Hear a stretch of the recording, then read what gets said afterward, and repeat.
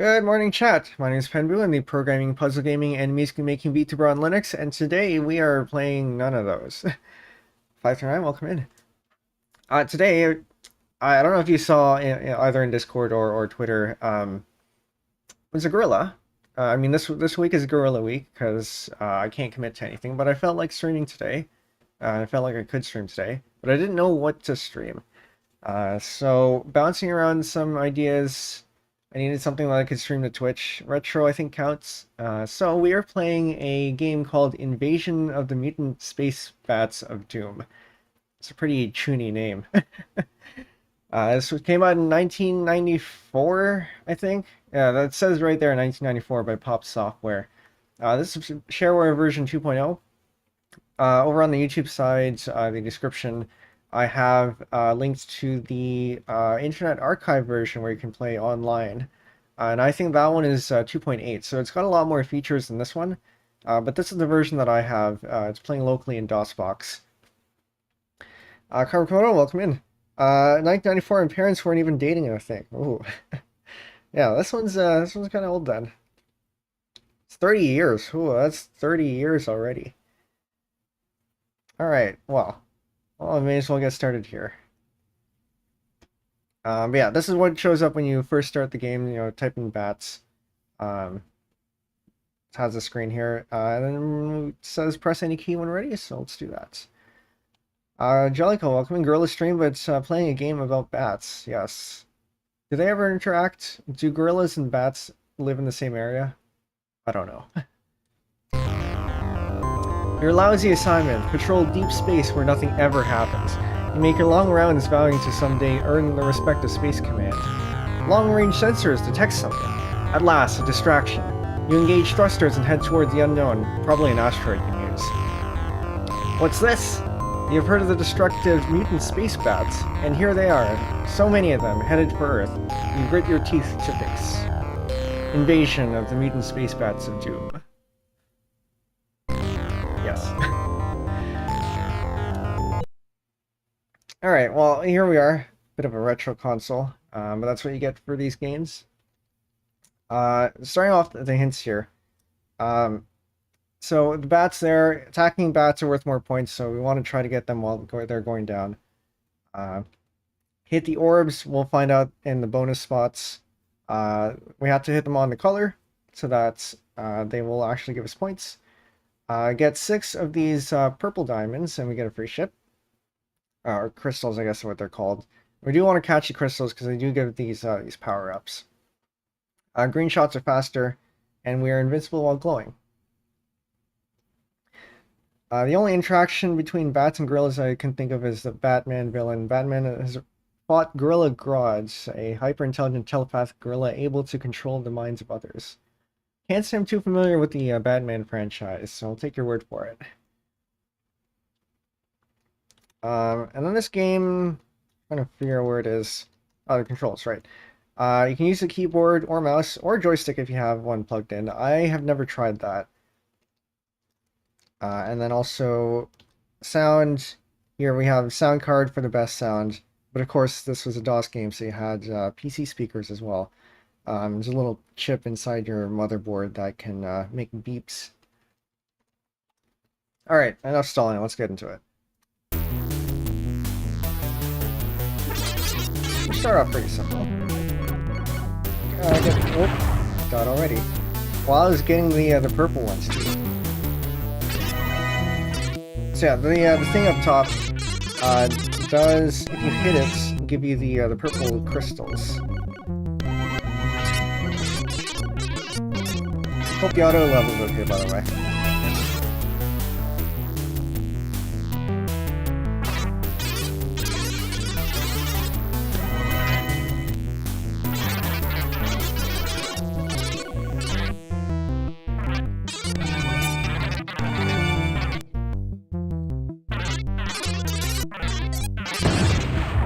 I am very rusty.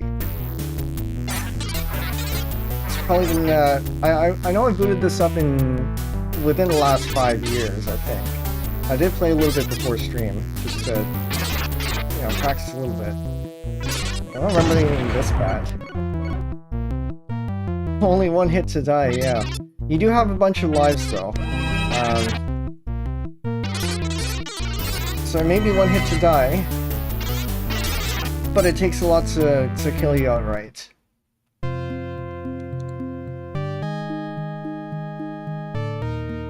And then the trick here is to just shoot and wait.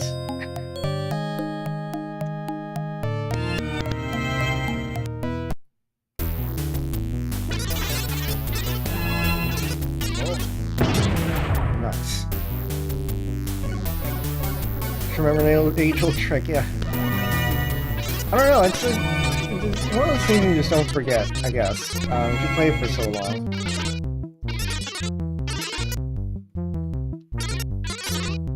The other ones aren't so easy.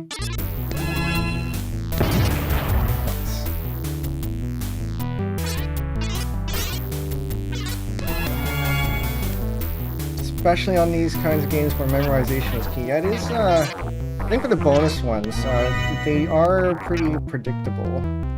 Because I think they do go through the same sequence. So, it is possible to just memorize it. Okay, remember what they said, that the attacking ones give more points.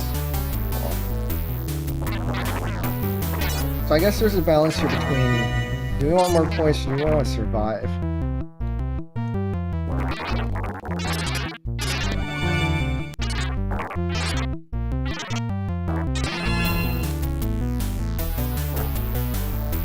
Alright, there's one hidden. Oh, no, I guess one away. Alright.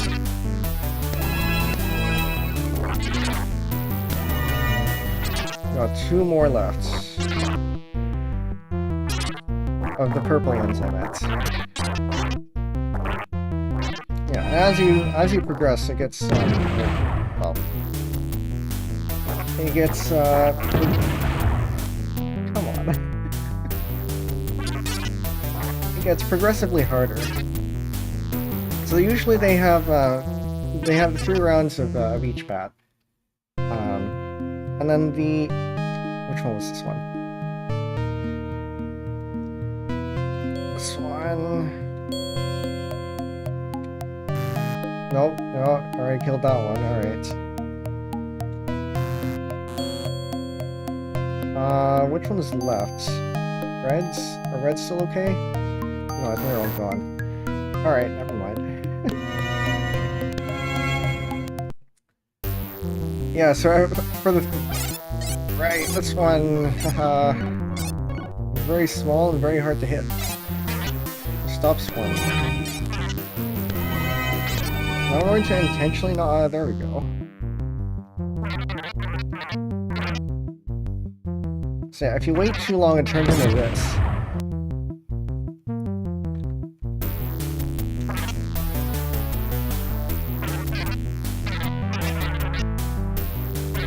And if you hit it enough, it starts charging at you.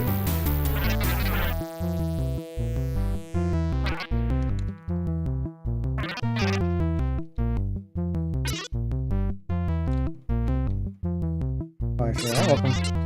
Thanks for the follow.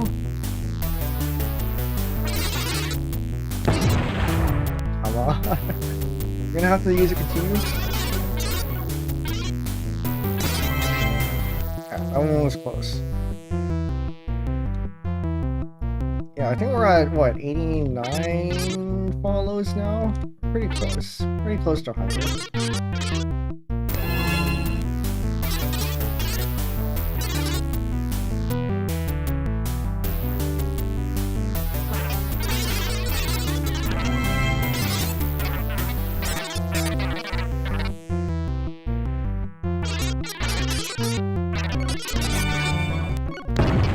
Well, nice. But we do get to continue. I think we get 2 of these. But I think it does reset your score. So at least you get to progress, but yeah, you lose your score there. Hopefully, at some point, or hopefully by the end of the stream, we end up doing one run where we can do it all the way through without a continue. I used to be able to do that. I don't think I can do that anymore.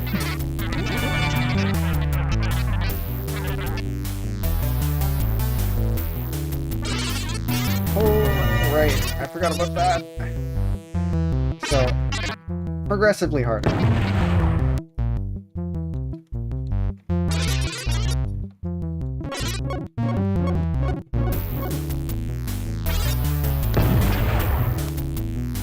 Firefox needs to stop giving me notifications and stealing my window focus.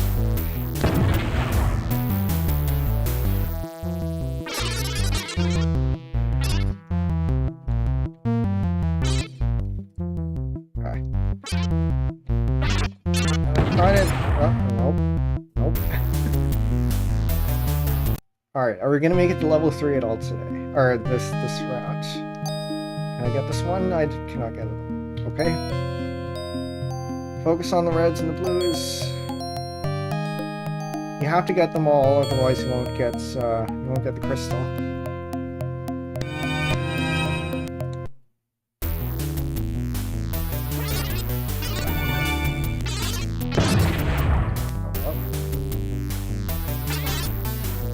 I don't think we're making the level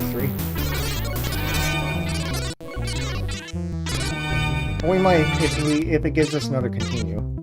I don't remember if it does or not.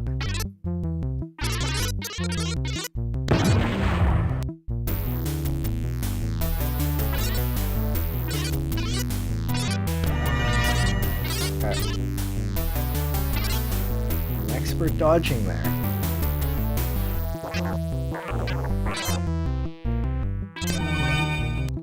You know, sometimes you don't want to fire.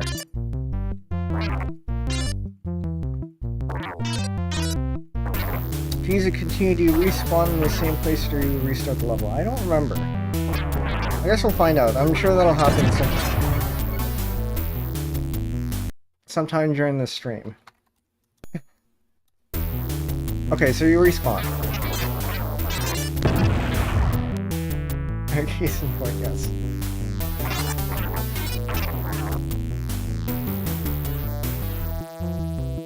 Oh, it can't be that hard to hit. Alright.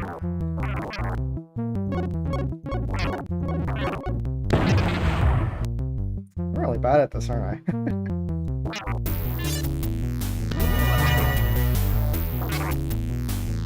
Alright, let's try to avoid those. We don't have to hit everything. Oh! Coordinated charge attack.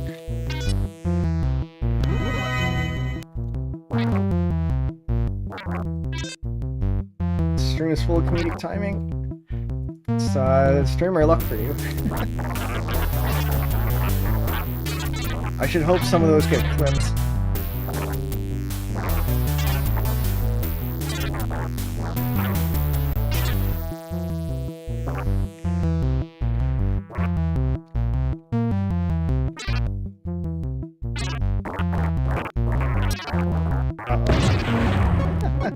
Oh, and hello.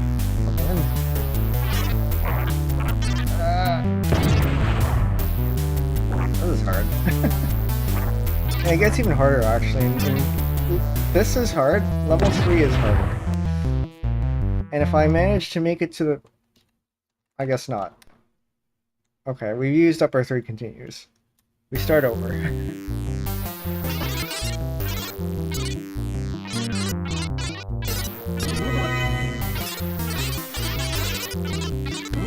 Always starts off a little bit... Oh, I missed it. Always starts off a little bit slow, which makes sense considering this is the first level. How many levels are there? So you have the 3 levels here, and then once you get to success, it's done. But each level has the same set of bats, just harder.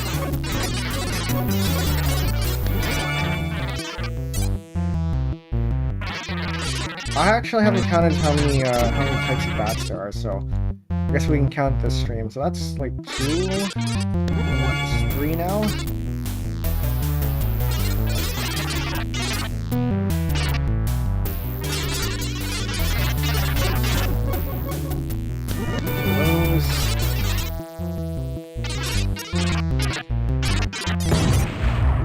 Right.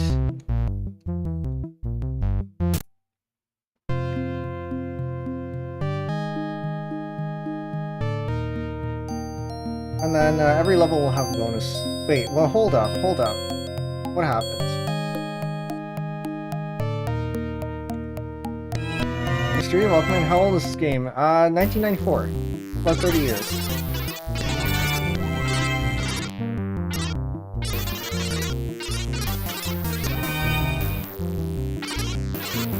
The version I have linked in the description is a newer version of this, which has slightly more features. This one is 2.0.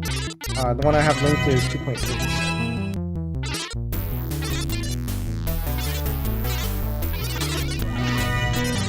I think 2.8 was released in 1995. But if this is 2.0, that means there must have been a 1.0. So it might be even older than 1994. Come on.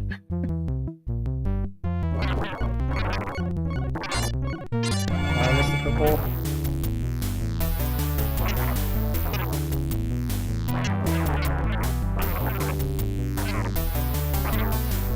Game is a little loud? Okay. We'll pause that there. And turn it down over here.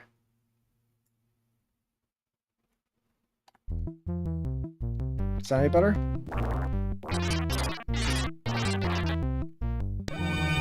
It might be too quiet now, actually. Seems to me like it was on a library computer or something. I didn't realize library computers had games. But yeah, I got this from my dad, and I wonder if, wonder where he got this from. That was good, alright. Good to know. Actually, I wonder where my dad got any of these games from.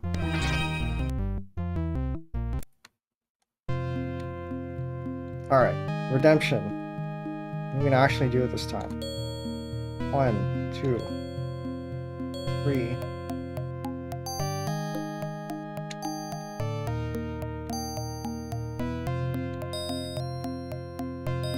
I don't remember doing it like this, but it works out. Nice.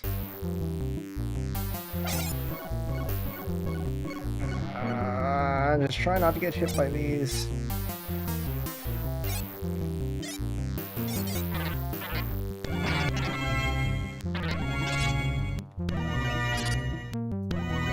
I don't know if I should let it go to its final form for more points,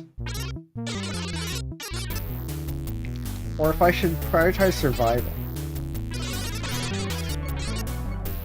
Well, that one go.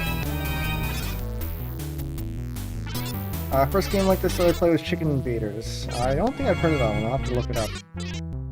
Seeing the release date of that was 1999. So yeah, definitely newer than this one.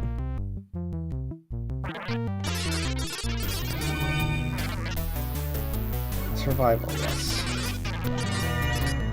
Oh, that was close. So when you're glowing, you are invincible, so we can take advantage of that. But it can also be pretty risky if we try too hard.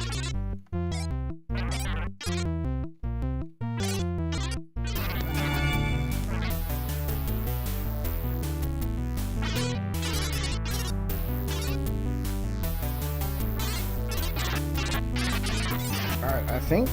No, I should not say anything, never mind.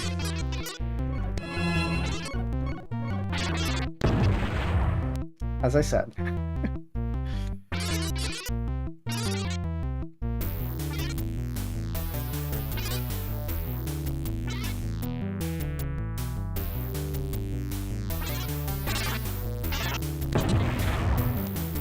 Surely it isn't that hard.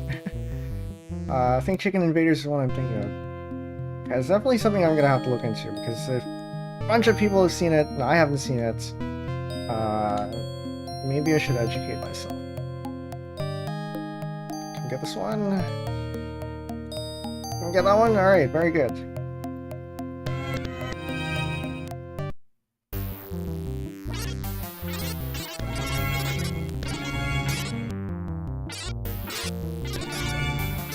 No, that's too close.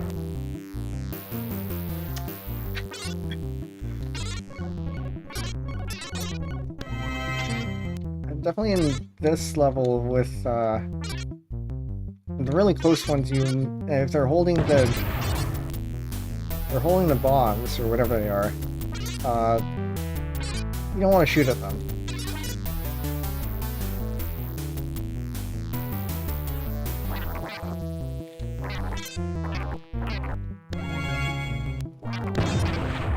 It was already in slow motion and I still couldn't avoid it. Alright. And we're running out of lives.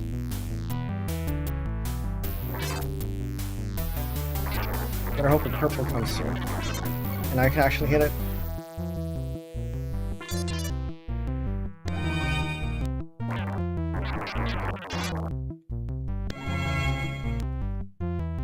Can I get another red, please? Too greedy there.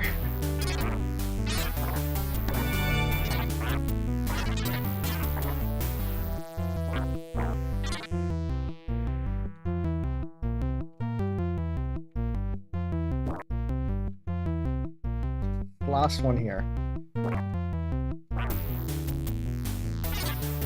Alright.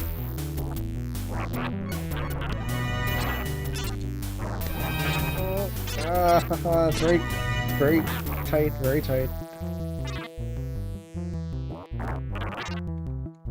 Of course. Alright, we just need 2 more of these purple crystals, and then we can survive just a tiny bit longer.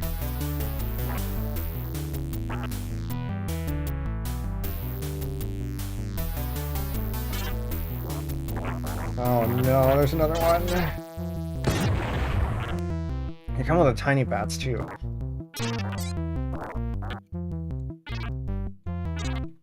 Oh, it's too close, too close. Ran right into that one.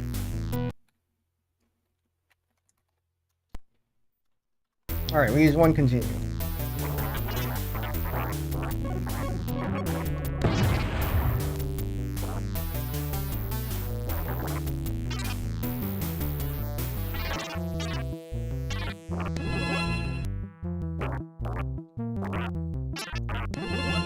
Take that.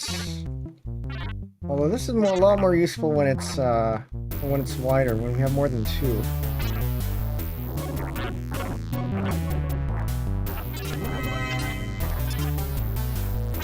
Keep an eye out for the next time we get more reds. After a while it does decrease, but it never decreases past 3 if you get past that.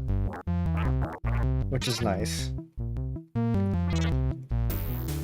It only decreases to 2 if you die.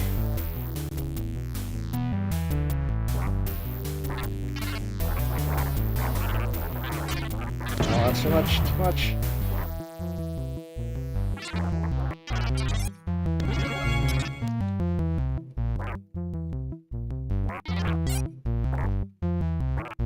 Okay, so I think one of my I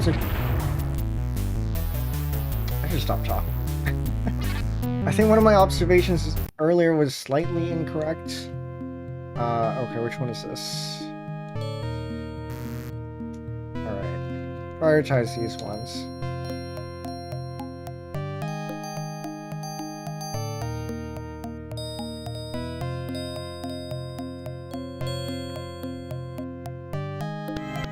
You do respawn at the same part when you use a continue. But I think you restart at the beginning of the bat type that you're up against. You got reds.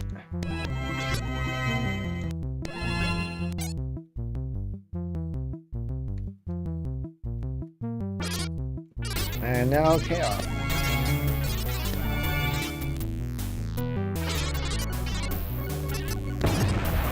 I didn't even see that one.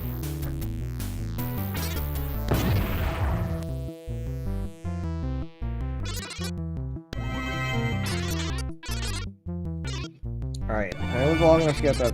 Okay, yes. I lived long enough to keep it.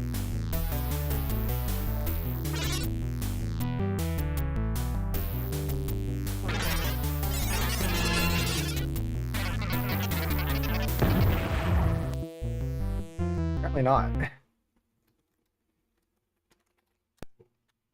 Or at least fill the leaderboard.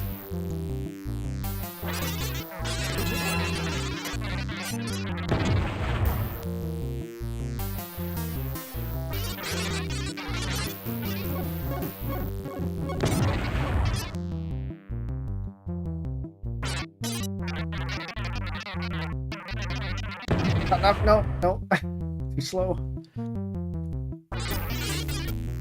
So if you hit the one in the middle enough times before you kill the rest of them, it will actually go away.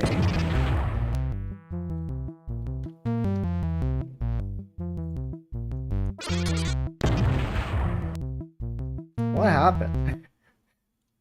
No, it didn't even make it a leaderboard. Alright. Try again. We haven't beat level 3 yet.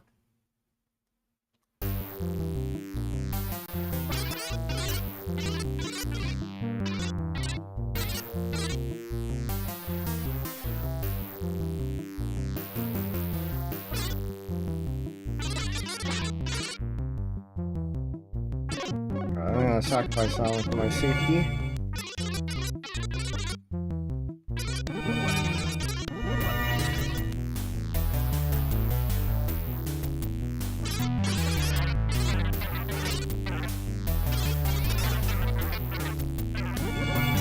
Oh, just like that. Didn't even hit that one, alright.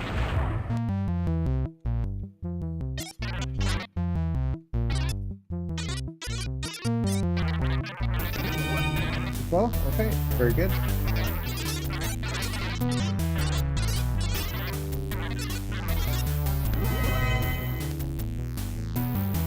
I got up to 3 is, oh, there we go, we got 3.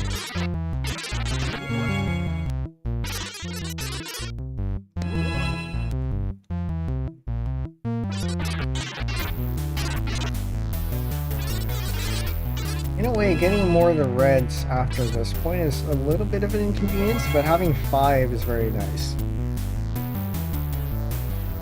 It's only an inconvenience because after the straight... Oh, whoops. After the straight ones, you'll notice that they spread out instead. Okay. Greens, please cooperate here. What am I supposed to do about that?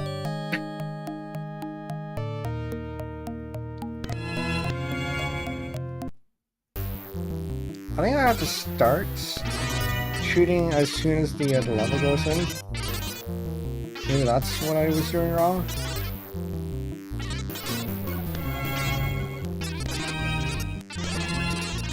Okay, was prioritizing the purple one a good idea? Maybe. Alright, we have 5. That's what you want to see.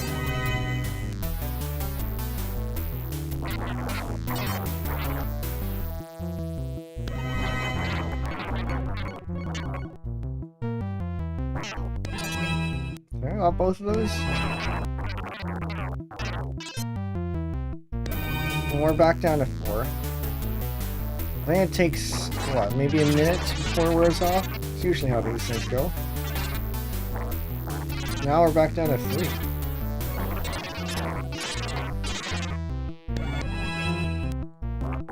Maybe I should have prioritized the purple.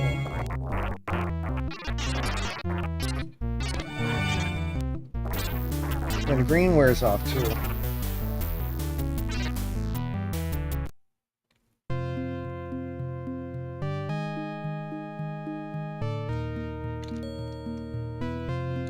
Now very carefully.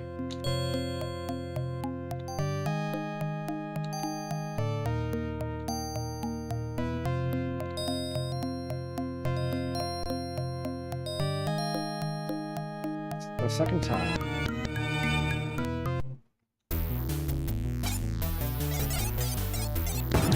It's very hard to hit these ones.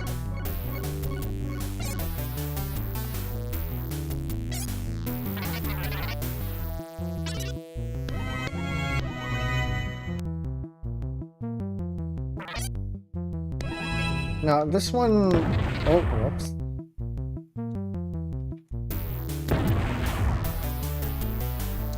Can I hit something, please? Please?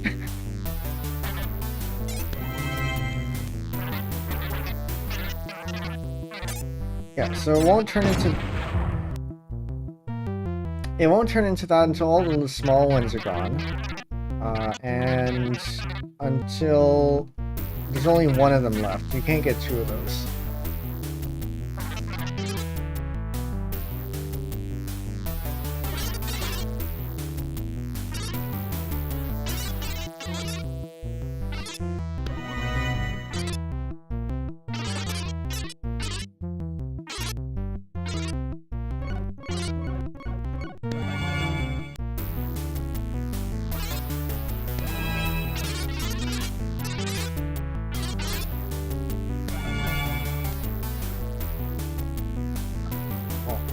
Fast green ones are great.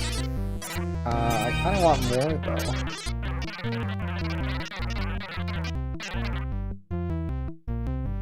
This side. Oh. So I guess yeah, memorization does play a pretty big factor. You know that at least for this one, right? It comes from the left side first, and then the right side. I can plan accordingly.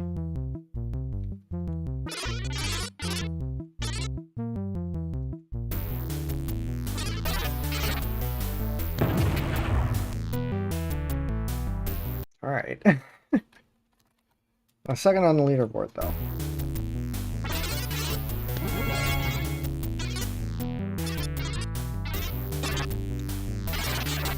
That is dangerous. That is even more dangerous.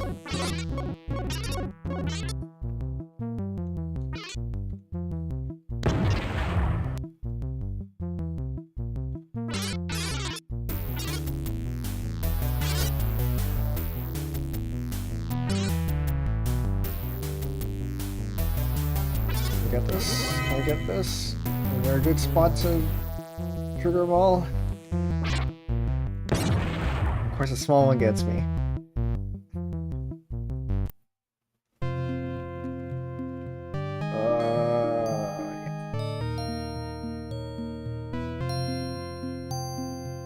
Mr. Blue, alright. No, that's fine. Blue's fine. Mr. Green too. Green would have been nice. Apparently missed everything else except the purple.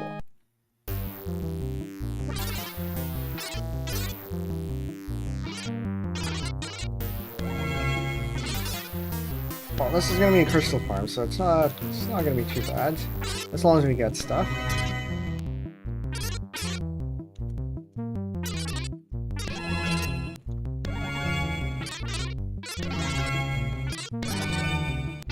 And try not to hit those ones.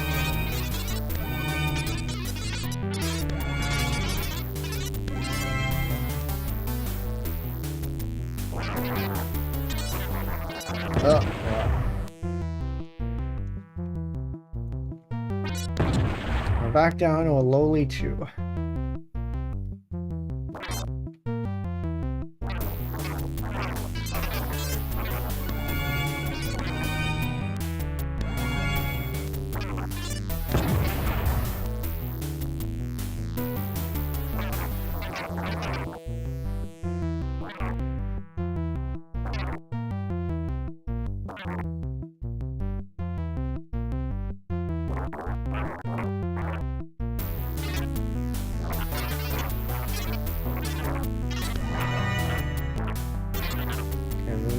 Can we avoid these? Some careful dodging.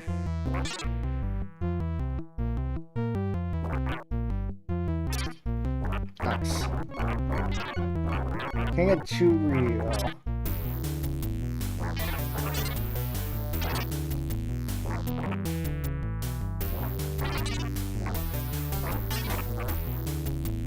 Just like that. And just like that.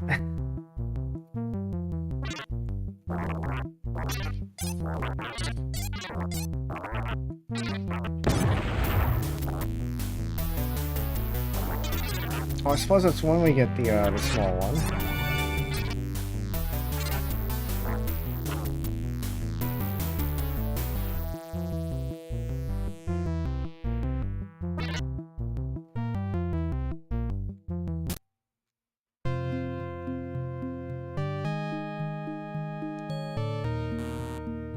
I should start up here.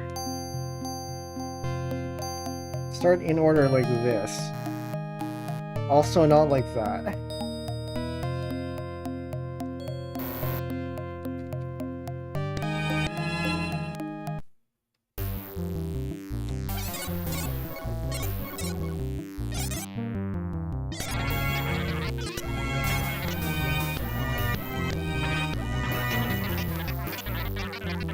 That should be a fairly easy one, I think. Ah, very good.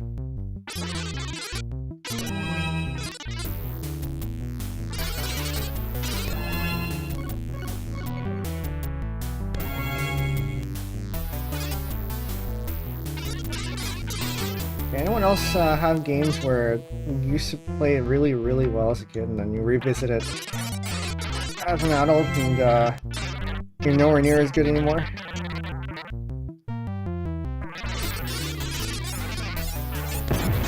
That's this game, that's Pinball, that's probably a few other games for me too. Clearly.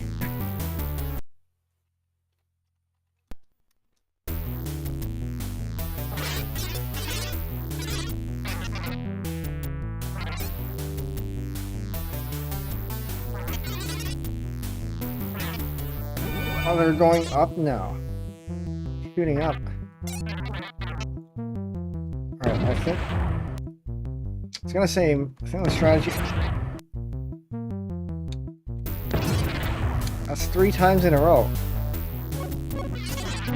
I don't think I'm surviving this one.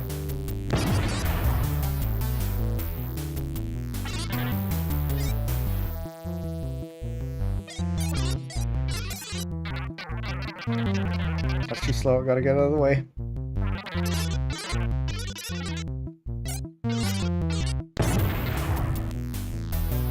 Yeah. We're gonna get out of level 3 anytime soon.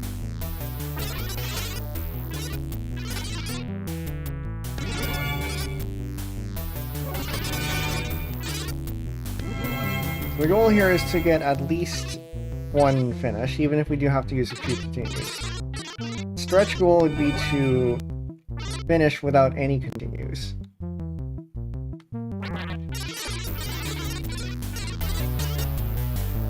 I'm just gonna leave that as is. Bit of a waste.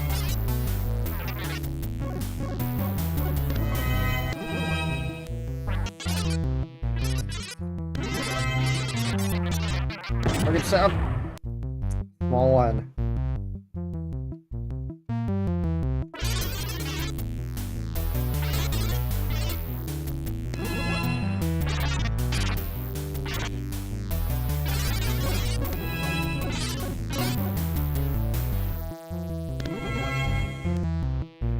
Alright, get them while they're high.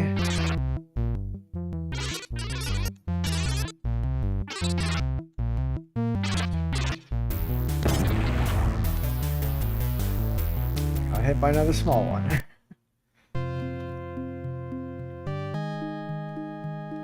Right, I forgot. Okay, I don't think I got any of them. Maybe the reds?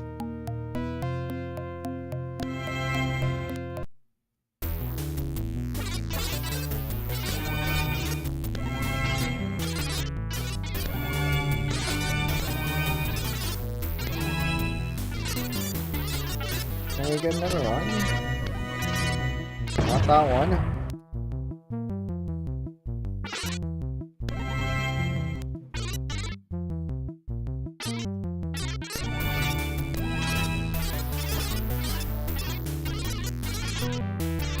If you die here, it really sets it back.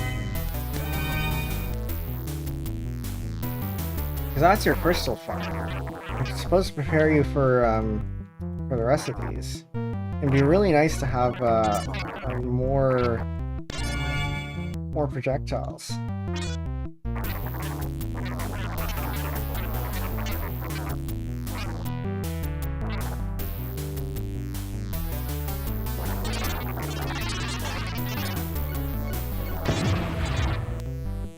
Nice.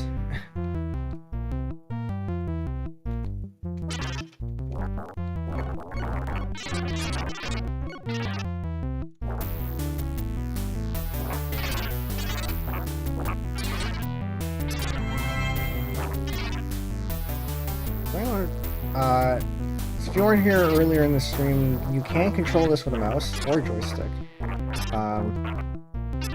I hear it might be easier to control with a mouse. I've never managed to get used to it.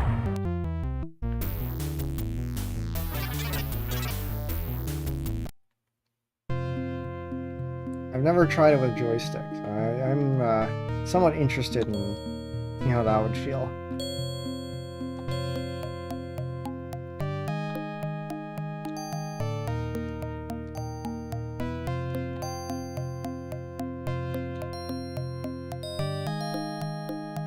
Oh, no. I did it too late.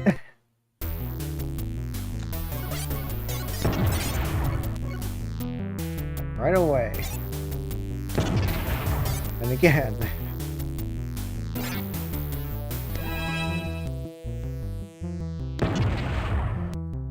Sneaky.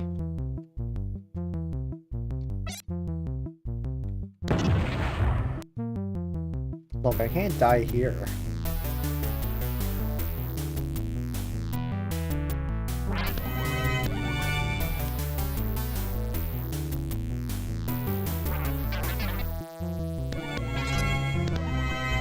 No, I let it become this. Alright.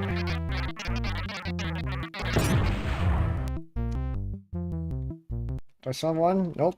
Apparently I can die here.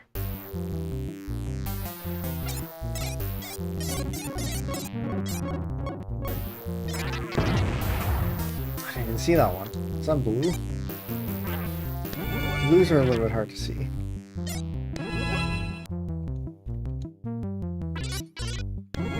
Nice.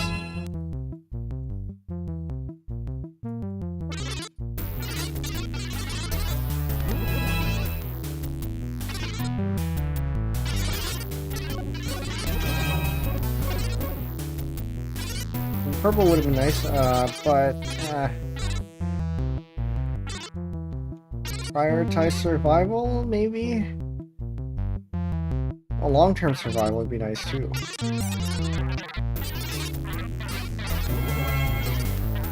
I think we're just gonna let that one go. No hits there. There's a hit there.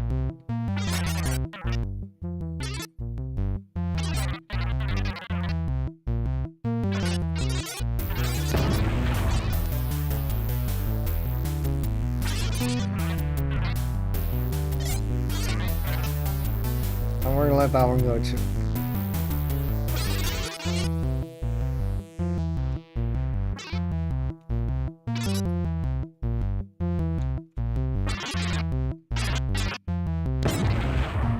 I had it. I was there. I didn't have to go backwards. I don't know if staying on the edge is actually a smart idea, because it means you can only move one way to avoid a small one. Whereas in the middle, as long as you manage to clear your path, you have two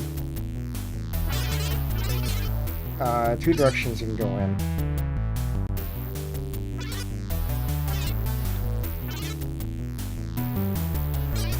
But the downside being that there are more bats surrounding you.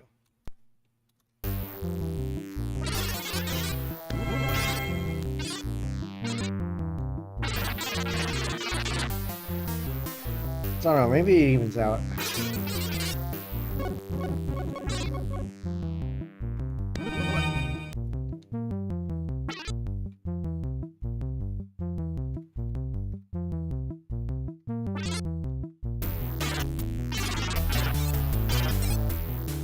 But maybe it's easier to be more direct with that, I don't know.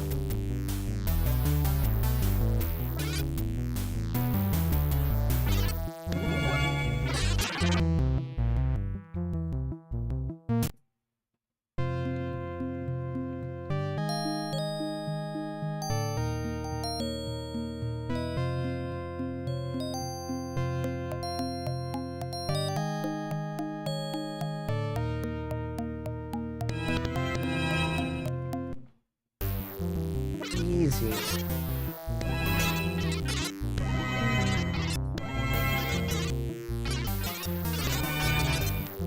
Well, I think one thing I've noticed here is that if you go into the bonus stage with the Mega Power, you get to keep it in the bonus stage. Whereas if you don't, you just get upgraded to full green instead. I think.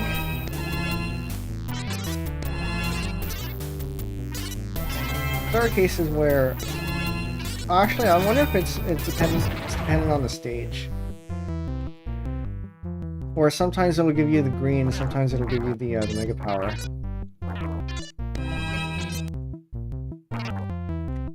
And avoid that one.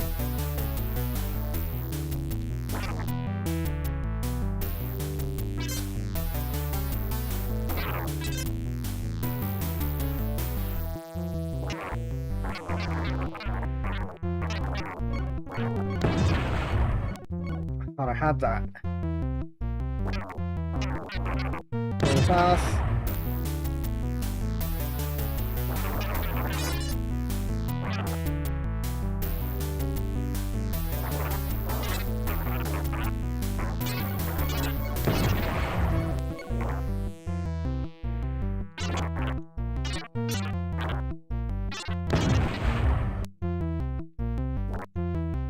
I feel like after we get down to... Okay. No, I think this is a fairly consistent pattern for me. Not only in this game, but in other games too, where if I had to restart because of continue, and go back to really low level, then I end up dying a lot quicker, probably because of the low level. Like Gradius, for example.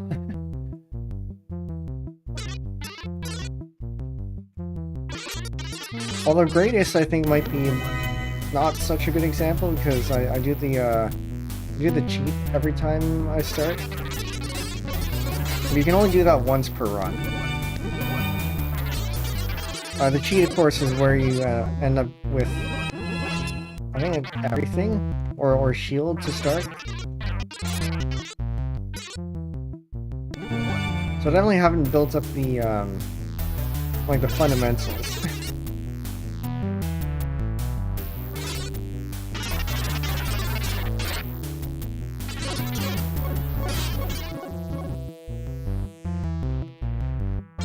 And it's funny because it was in another server fairly recently. We were talking about it's a server where we tend to give help for stuff and like how to do things. And okay, does this work? Yes, finally. Okay.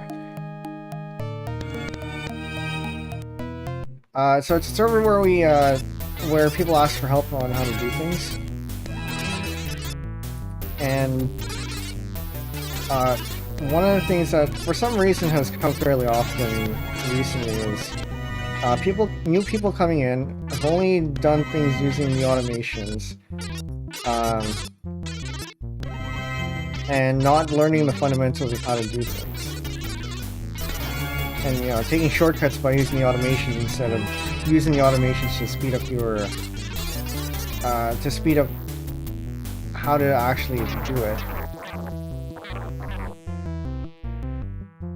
And I don't know, in the long run it actually doesn't save you time, it actually takes more time.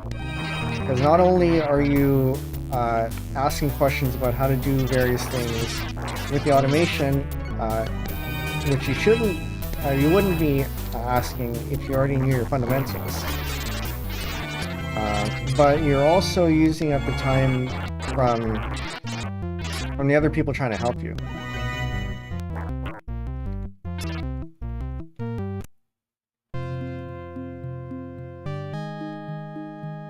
But of course, the allure is that with the automation, you can do things quickly.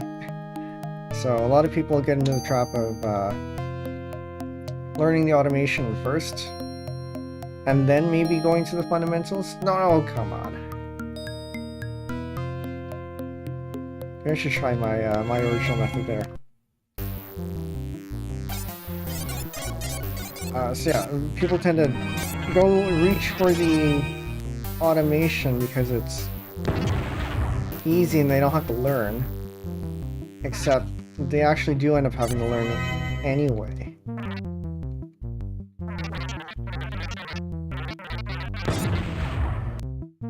Here we go. There's a short by Pirate Software where Thor talks about AI code where one programmer doing it by hand will take, say, 3 hours to do the thing, and then, or to write the code, and then, I don't know, it's like 1 hour to write the code, and then 15 minutes to debug. Whereas a person doing AI codes, AI to generate the codes, will take 1 minute to generate the code, and then 3 hours to debug it. And that's not accounting for the integration time, which it might not even integrate at all, so you might have to redo it anyway by hand.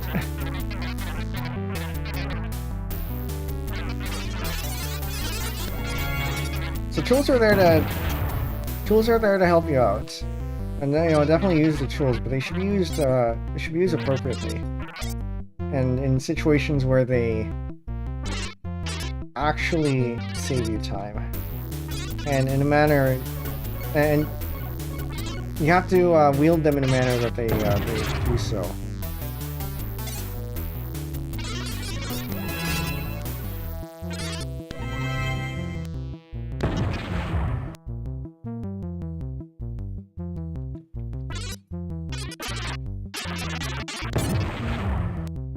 The term crutch comes to mind. I can't formulate a specific thought around it. Yeah.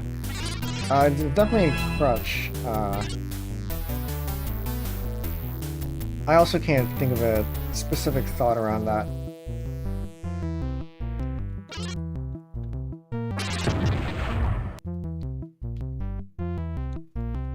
I relate it back to calculators, I think. This one... Relate it back to calculators because it's a fairly classic example where we use calculators a lot these days, and in school you're generally, or at least it used to be the case, I don't know how it is now, I think they've moved on to letting people use calculators, but the reason they teach you without calculators in school is so that you get to learn the fundamentals of mathematics. And so that you have the right way of thinking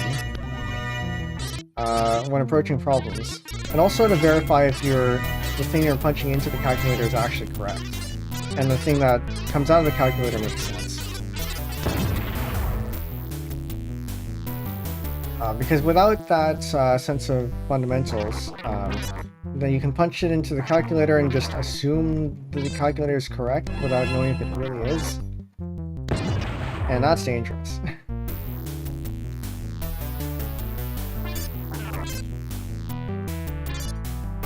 Now, can I do mental math these days? Kinda, not really.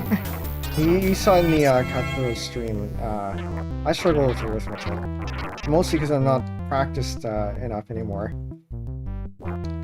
Because I have the fundamentals and I can let the machine do it for me. But I would not be comfortable with using the machine if I didn't know what it was doing. Or at least have some way to verify that it seems like it's somewhat correct.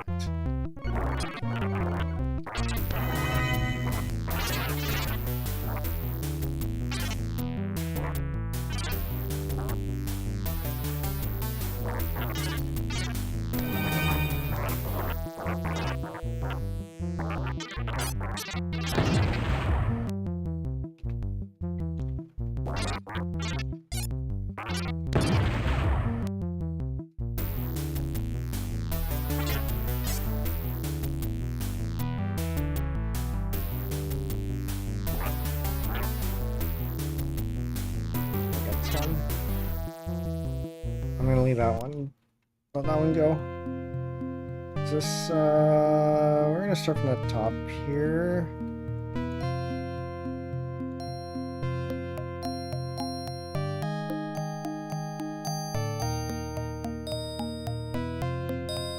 Come on. Leave that one for now, because I think this is, okay, never mind. We'll take this one.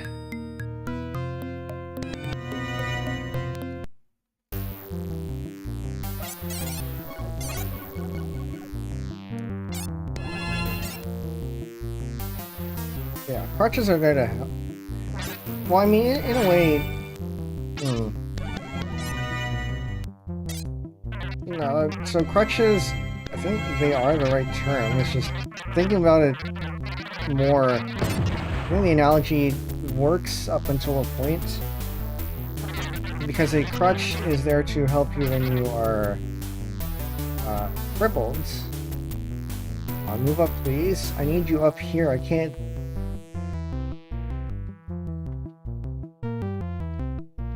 Can I even get this? Okay. So for example, you can't use your legs for whatever reason. You use a crutch to help you walk. And you're expected to use the crutch only until your leg gets better.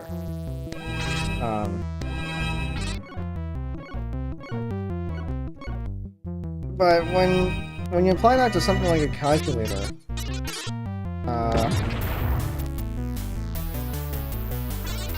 it tends to be somewhat different. The situation tends to be somewhat different. In that, they never walked to begin with.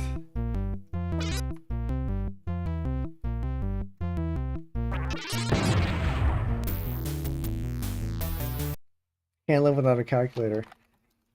To be honest, I'd rather not either. Like even simple addition, I will use a calculator because I don't trust myself. I don't trust myself to get it right.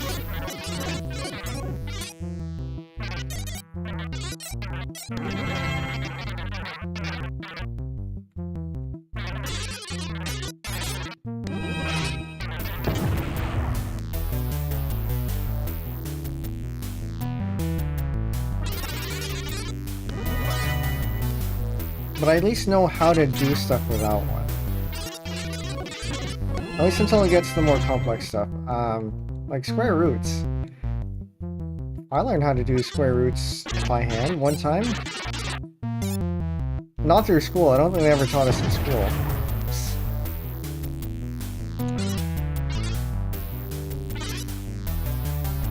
Yeah, I don't think they ever taught us in school how to do square roots, but I think I know how to do it. Just a waste of time in my opinion. Yeah, if you have the tools and like you're doing this for work, definitely use the tools.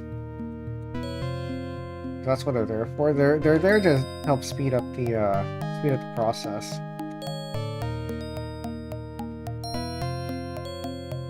And it'd be irresponsible not to use them. But at the same time, you should be able to verify that what it's doing is like reasonable. And the output that you get is reasonable.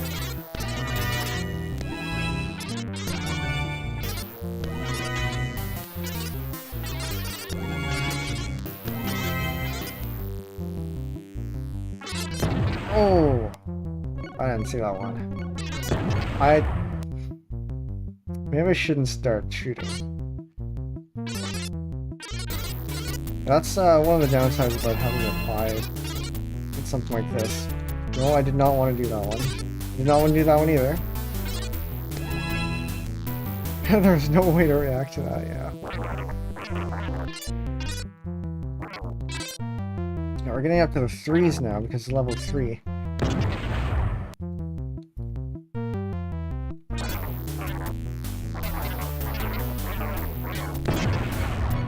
That was avoidable. That was absolutely avoidable. Alright, well... I think we have one more continue left. I wonder if this game was meant to play with lag. I remember it being this speed, even when I was... on older hardware, so I think this is the correct speed.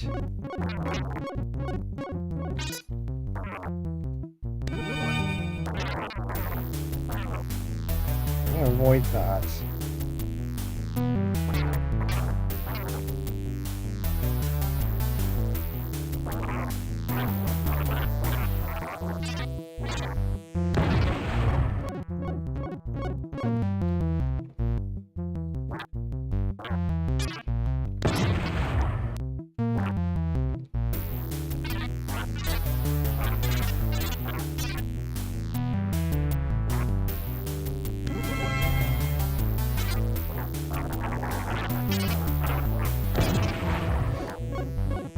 Are we making it out of level 3? It doesn't seem like it.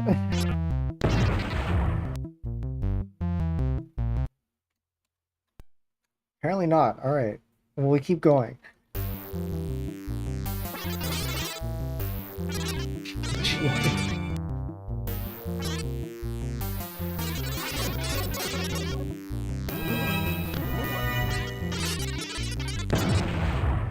Level 1. First stage. Alright, fine.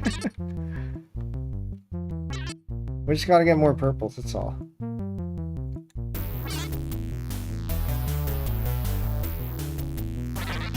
So some of the new features in the newer version of this game, apparently there's a mode where you can just play the bonus stages.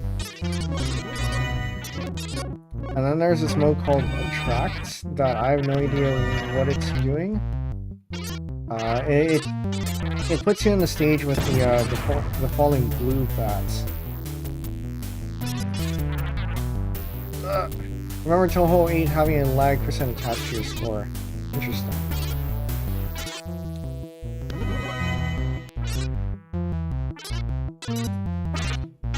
So is that, like, the more lag you have, the larger your score?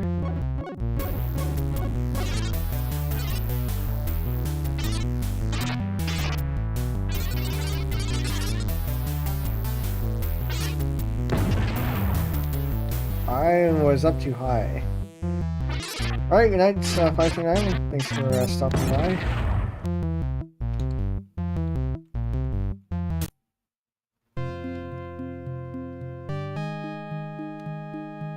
I blanked out there. I hope we still get this. Don't get the green. You don't get the green.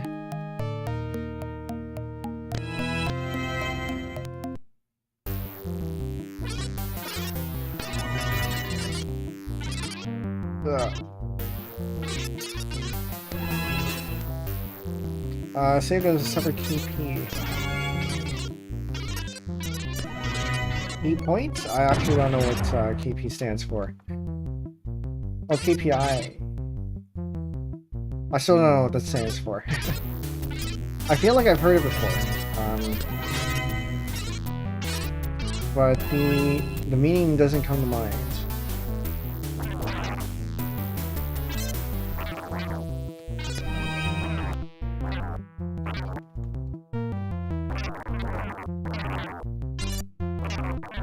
I'm glad you don't know. Well, you mentioned Office, so I think It feels like I definitely should know what it is. Oh.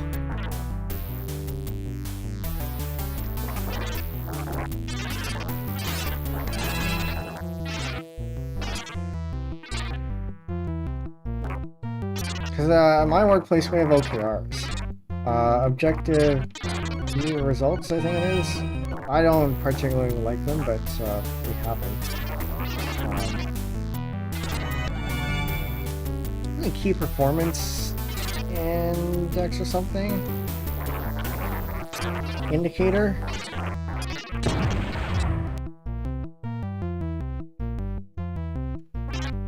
That sounds about right. Key performance indicator? Come on. This isn't having gotten through level 1. Actually, is it even worth continuing here? Or just to level 1? Key performance indicators are quantifiable measurements used to gauge performance in terms of meeting goals. Yes, that certainly sounds familiar.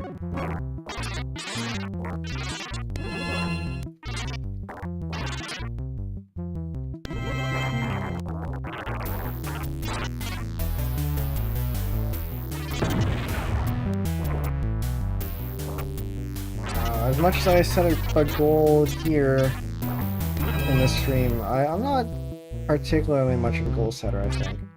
I tend to just do things and then see where they land. This one?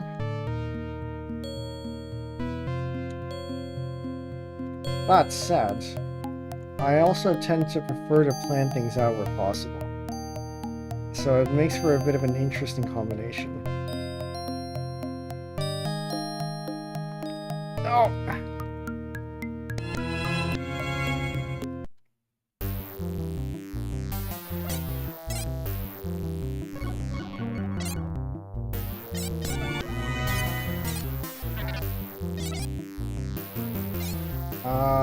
It's just gonna get, okay. Where's the other one?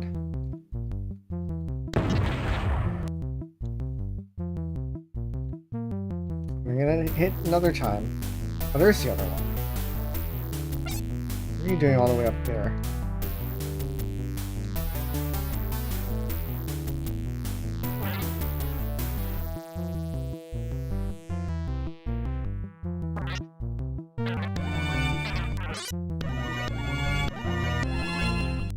Now we're getting a little bit of glitching up top.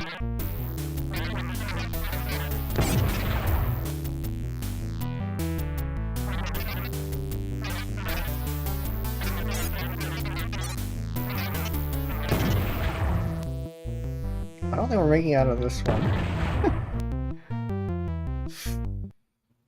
Okay. Alright, I guess we have to restart that section again. Plans about goals. I'll start cooking at 12. It's okay if I don't finish. I can just bread in that case. Okay, well, I guess for some things there are like specific end goals that you know have to happen. But long term is harder to gauge.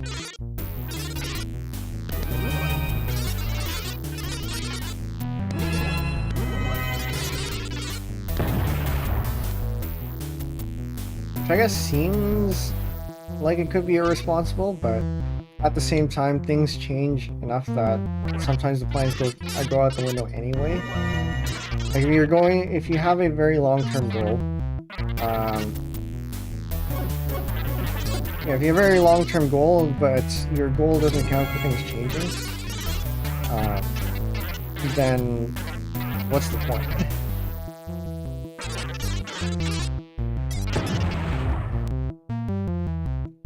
Yeah, go with the flow, kind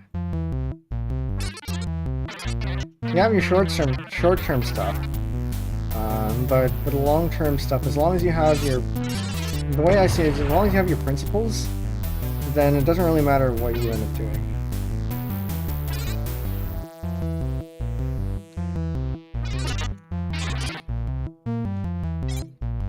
You always pivot to something else, and you very likely will end up pivoting to something else. I was pressing space. I don't think that bit up top is going to go away anytime soon. We're going to have to live with that.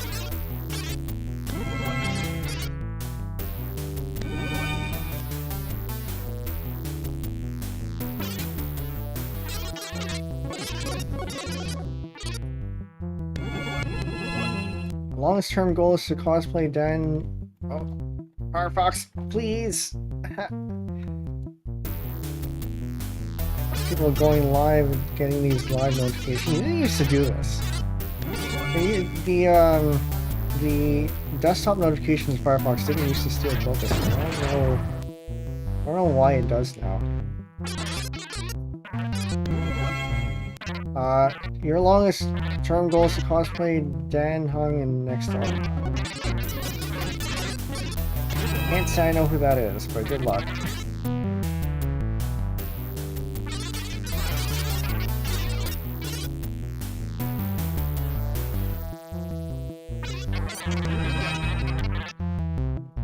Anime boy, you came in.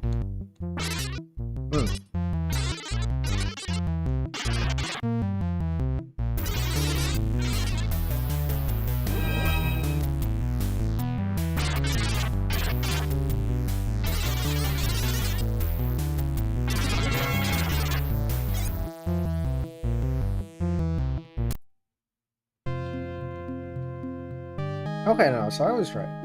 If you do get, if you go in with a mega power into the bonus, then you get to keep it.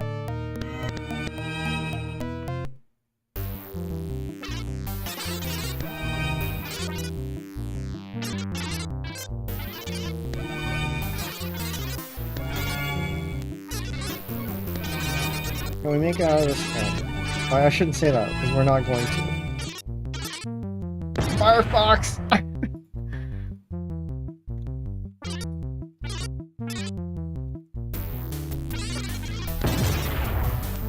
Meeting timing, right?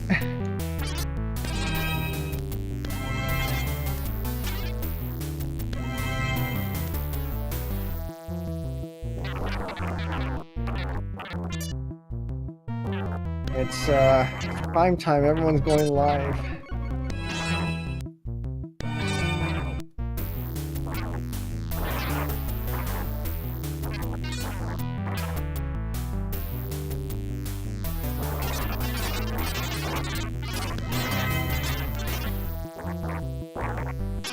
At least it'll quiet down after the top of the hour is done. Except for the ones who are late, I guess.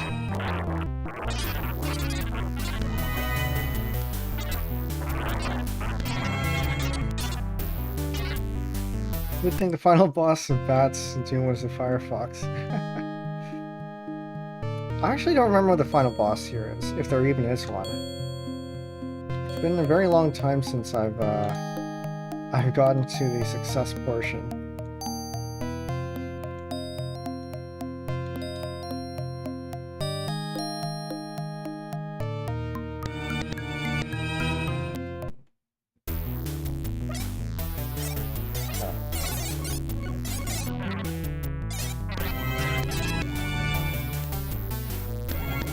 Where's the second one?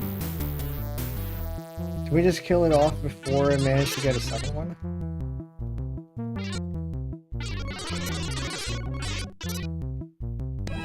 I missed the reds, that's okay.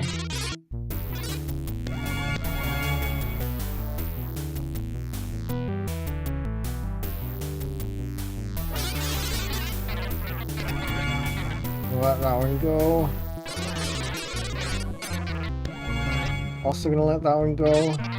I'm prioritizing my survival.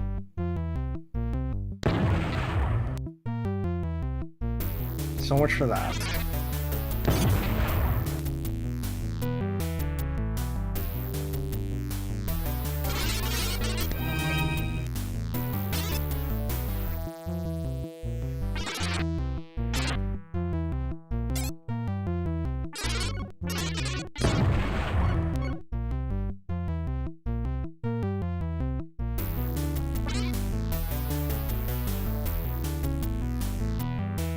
On the bright side, it seems like the streams that are going live right now are pretty interesting. The latest one that stole my focus was come on, it can't be this bad. The latest one that stole the focus was Mariume. who is a fairly well-respected VTuber. This one, fairly well-respected VTuber, and a lot of I think even HoloLive, people in HoloLive took her advice on how to get started and stuff. So she's been around for a while, puts out some really insightful content. And she's live right now with what seems to be debunking myths in the VTuber sphere. I'm gonna have to go check that out later. Sounds like an interesting topic.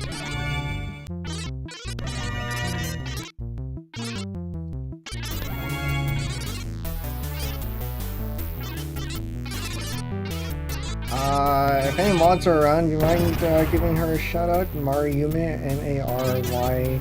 Sorry, M-A-R-I-Y-U-M-E. Just double check that before you mention it. Slash shout out.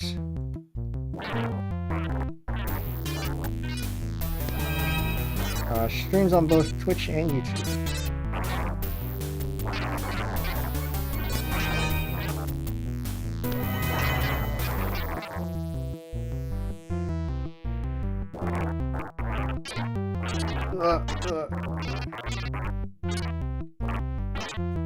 First myth I'd like to... Oh, whoops. I'd like to test is the male VTuber debuff. I think that is actually true. I don't know if it's a myth. Because the large... While I do personally follow many male VTubers, like Iwanami Lure, for example, I follow a lot more female VTubers.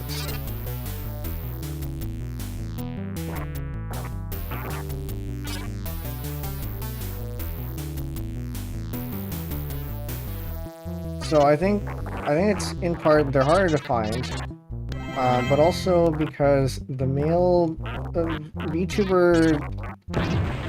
VTuber scene is largely male dominated in terms of audience, and they will generally gravitate towards female VTubers.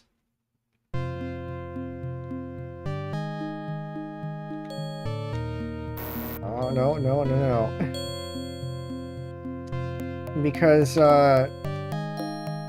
know, they find them cute.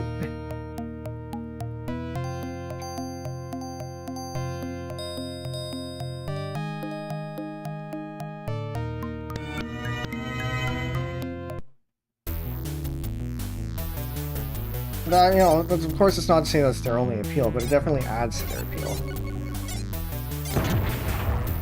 That's a very aggressive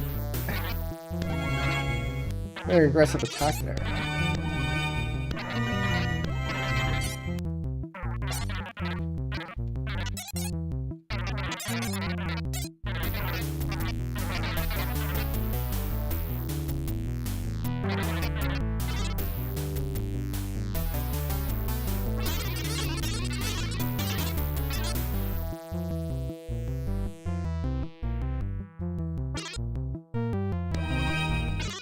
Now, does that mean that there aren't any successful male VTubers? Clearly not. Nigi Sanji is an example, where you have Vox Akuma, I think, being one of their top male VTubers.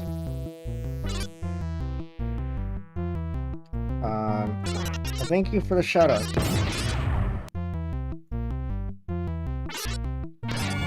Yeah, so Vox Akuma being one of their top male VTubers, and I think his audience is primarily female. I think a lot of the attraction of female VTubers is subconscious. Yeah, I think so too. Like, you aren't going in and you know, consciously saying, are you a male VTuber? Or at least I'm not. Are you a male VTuber? And if so, you know, I don't want to watch you. Oh, this one's hard.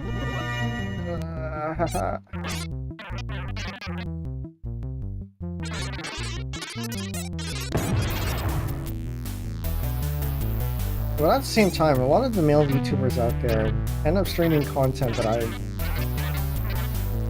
I'm not really interested in.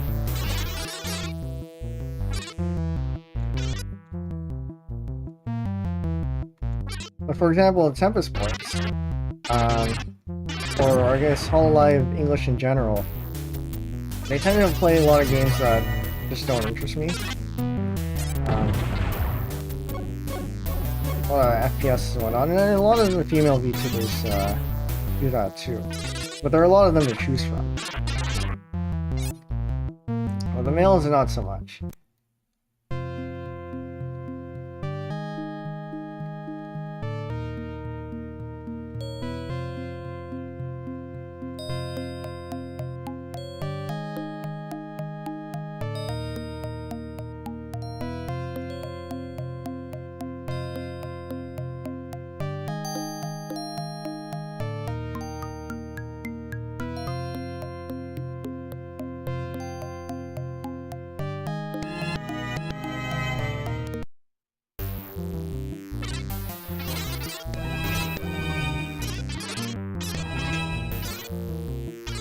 I think also, I know, perhaps this is outing myself.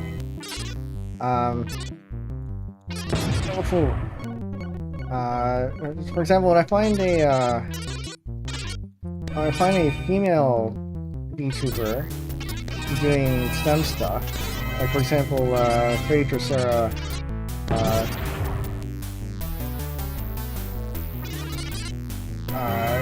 Z and Bell, Breakable PE, or even like especially within like Hololive,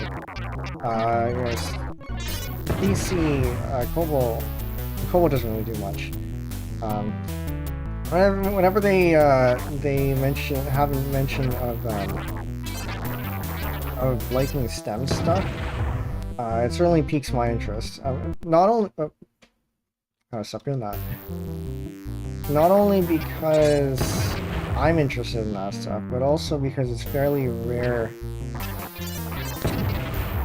for males to be in there. Because the STEM, to my knowledge, is fairly male-dominated too.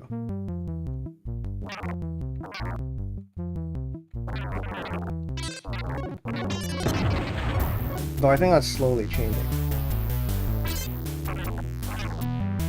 But when a male VTuber is interested in STEM, I'm not as excited.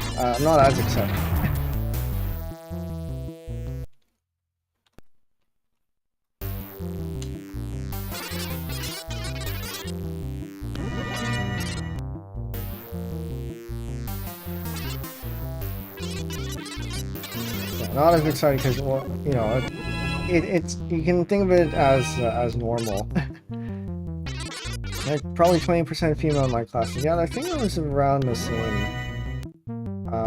Maybe a little bit more when I went to school, but it was definitely fewer females.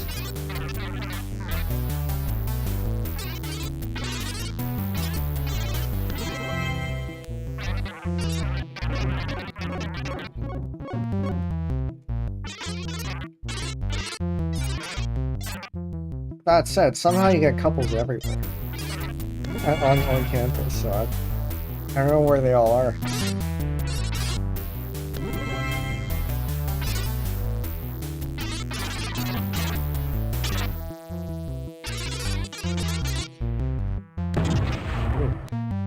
Our department is only due to way more girls in math and engineering from what we've seen. Yeah, I think that's probably true. I don't know why. I know, well, math at least, you know, has things like accounting.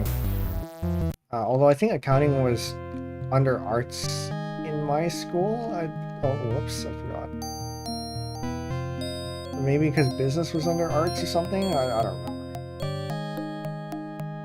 remember. Even though it was very clearly math.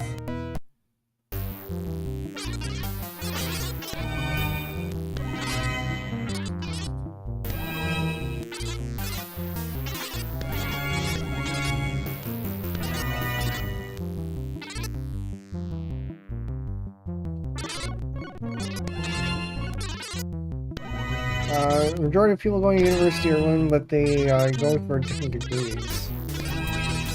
Now it seems accurate. But the majority of people going to university. That's interesting.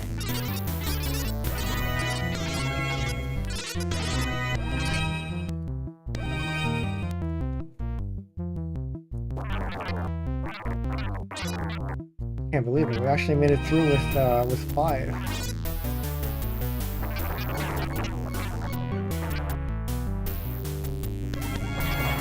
To be fair, accounting's days are counted. Everything's done in software now. I mean, the accountants use software.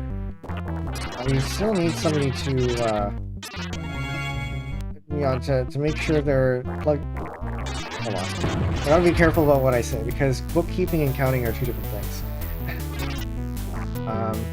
But I think for now, we still need humans on that side.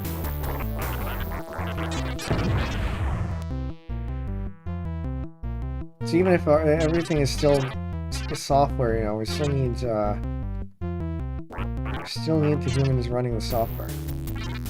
How far AI has gone along with in terms of accounting stuff, I don't know. I haven't seen anything. Or maybe you don't even need AI, you just need some certain automations.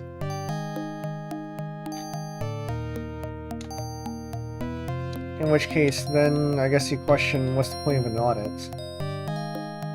Or who does the audits?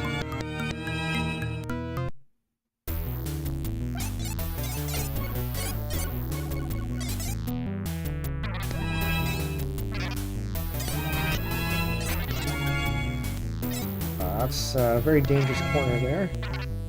Still a very dangerous corner.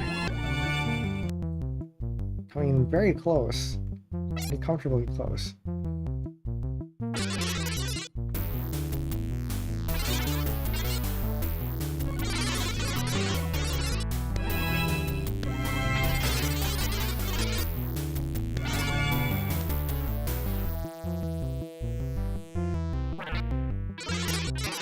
The point where we nope. Alright. Gotta get out of here as soon as possible.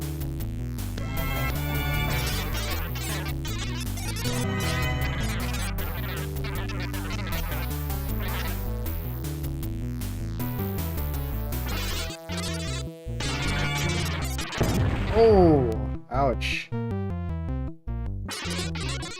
That was a good run.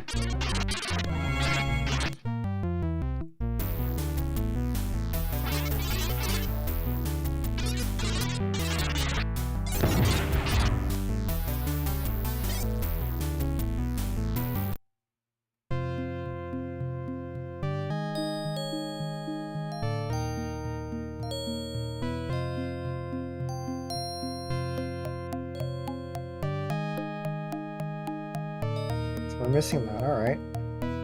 We just got the purple.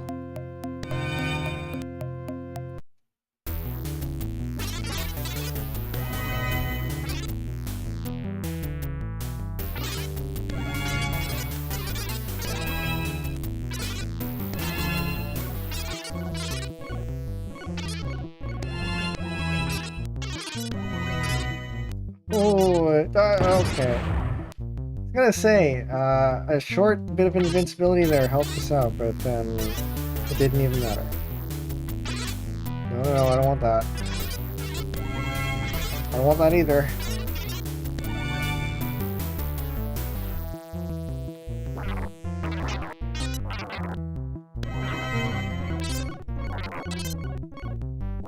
Does anyone remember if we've used a continue already?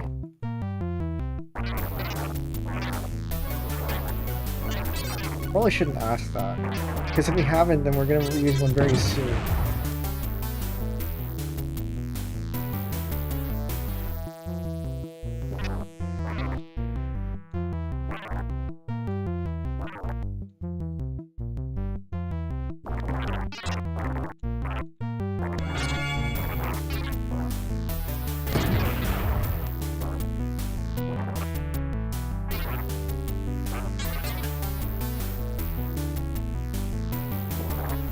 very hesitant to comment on the situation. I guess saying any words will trigger it.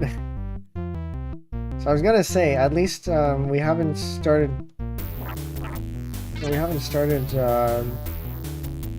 reducing our visible ship count, and then we did.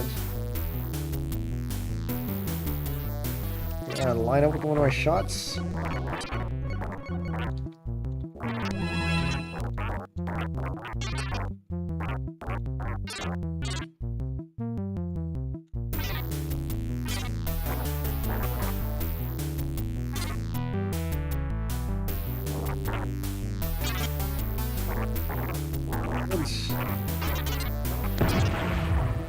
Alright, these ones are small ones now. I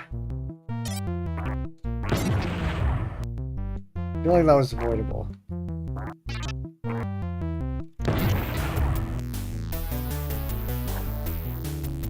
We're not making it out of this one.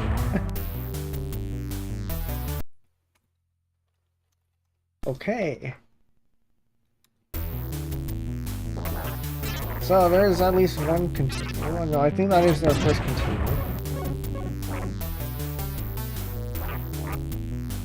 Oh right, you can tell if we've done a continue because the rest of the level will be red. So this means this is our first. Because earlier it was all green. I need more than 2. Give me a red, please. It's the purple.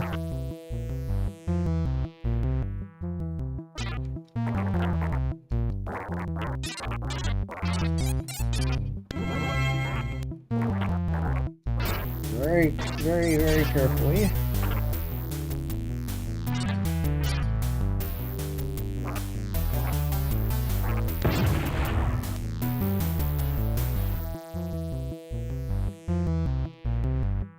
Where's the other one?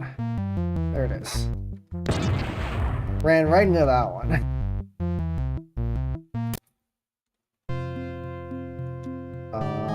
This one.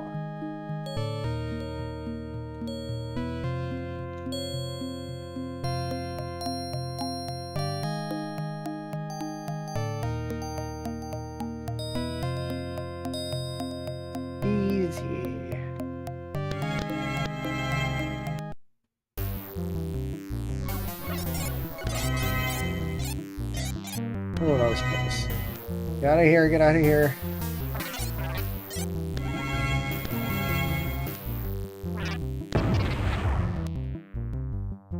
Got hit by one of the big ones. No small ones left.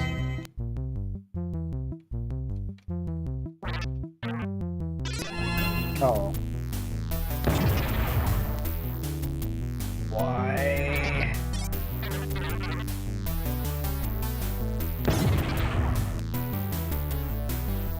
Seriously? Probably I'm gonna be able to hit that in time too. But I keep hitting it. Okay, very good. But now I have to survive level 3 on no lives.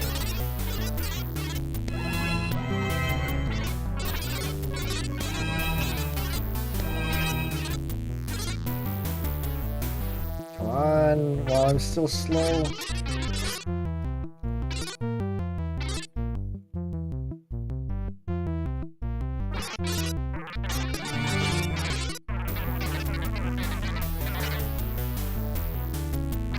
Side.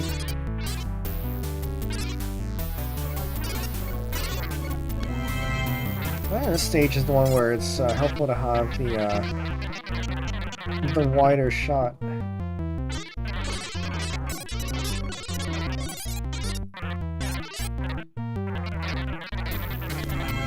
Let that one go.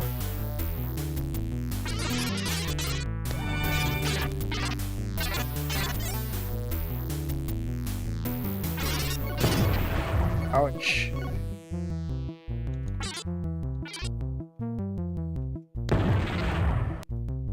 Okay.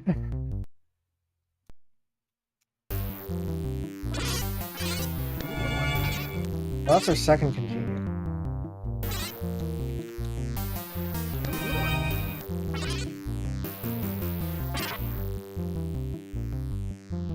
I think the trick might actually just be not to hit them. Because if you hit them, that means that they don't turn small.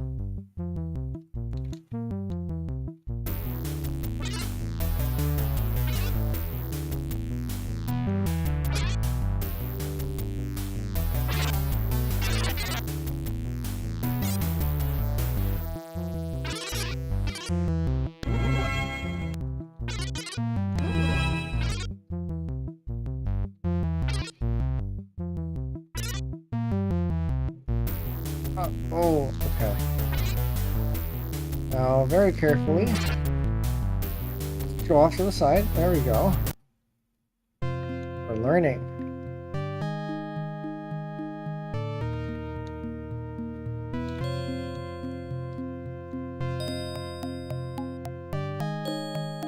I think this is a case where I would not want to have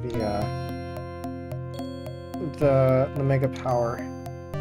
You have to be very precise about. Oh no, I missed it.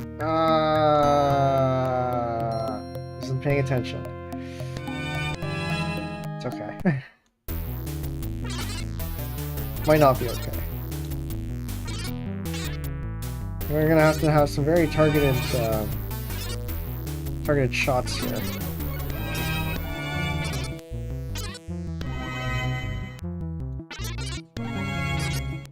I think that might be the play for all of level 3, actually. Just targeted shots everywhere.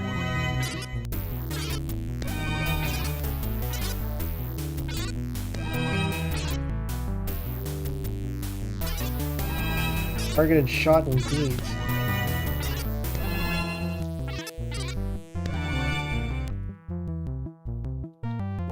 Except for these ones.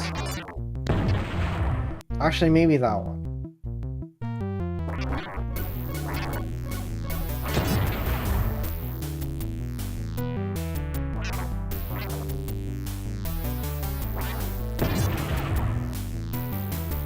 I don't know if it's possible to just... can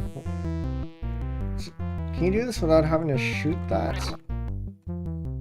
Or do you have to shoot it at some point? Or they shoot some of them? I don't think you can run away indefinitely. But also, shooting them is very dangerous. I think if you... The play here is to shoot them when they're very high up. Okay. I need you to be more predictable.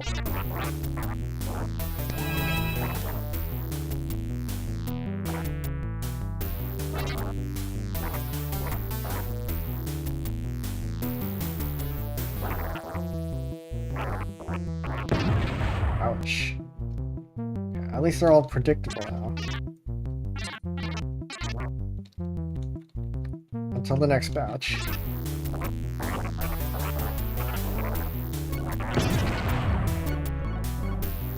We're very close to getting there.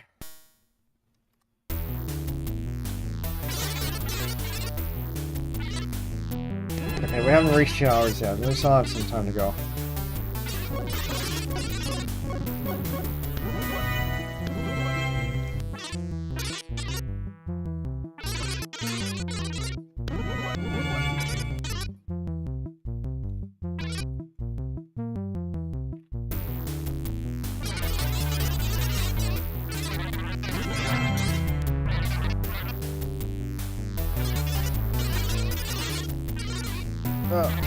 Let one go.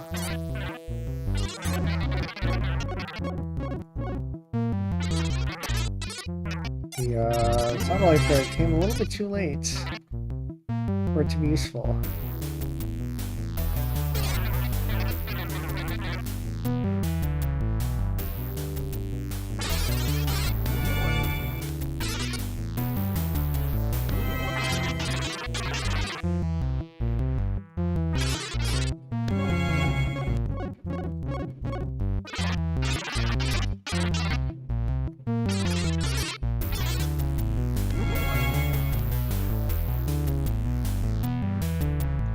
Back on the goals topic.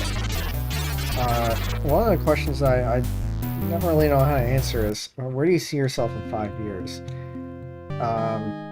I don't know, what things move a little bit too fast for you to really know for sure.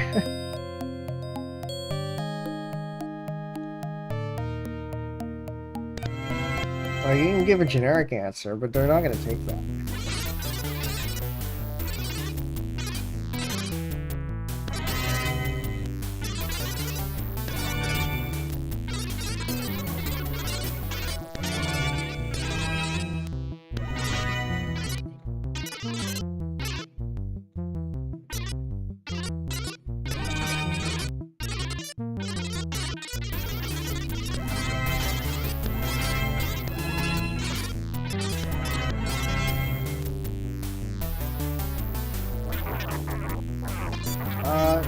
You like to have long-term goals. Yeah, not saying that long-term goals are bad.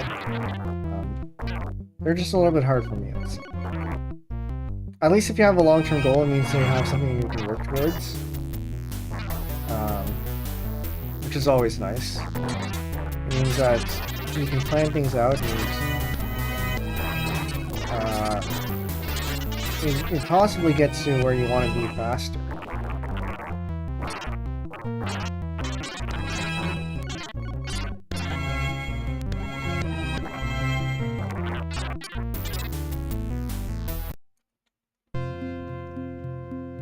I want to be in my bed. I don't think that's a long-term goal. This is a case where you do not want to have the mega power because it's a bit of a debuff.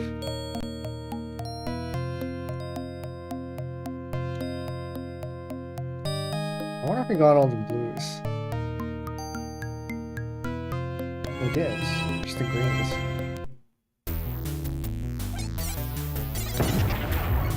Of course. Because of course.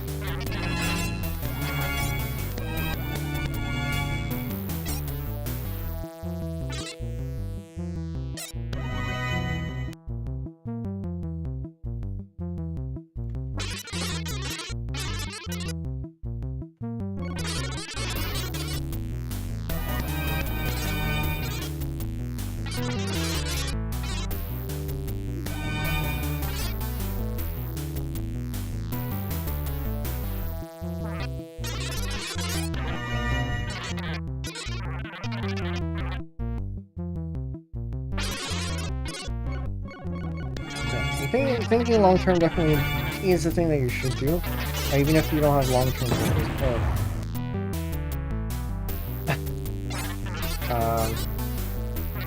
Because it helps you remember that your actions now have long-term consequences. Sorry, actions and decisions now have long-term consequences.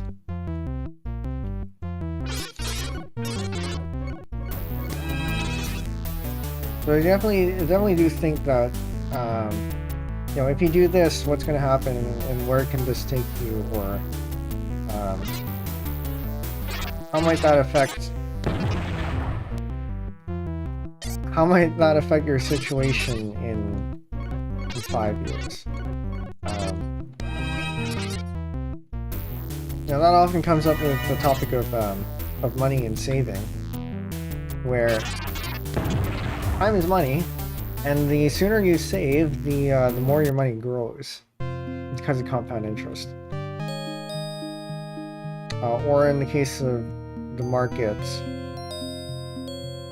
you know, because markets trend upwards.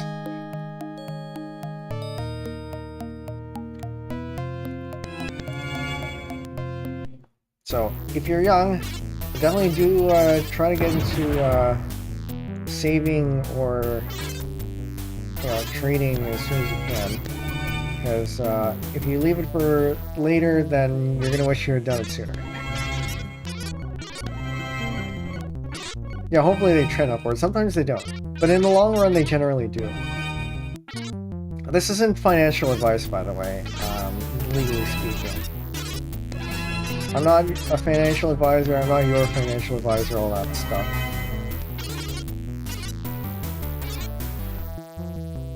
But it is generally a good thing to keep in mind.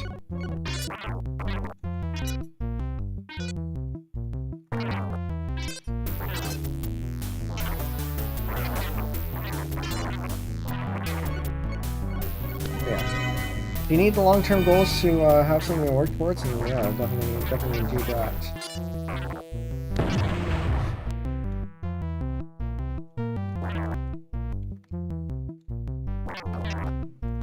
Yeah, I definitely wish I had started investing sooner. I kept a large sum in my checking account that paid next to no interest for a long time, and during that time it could have been growing.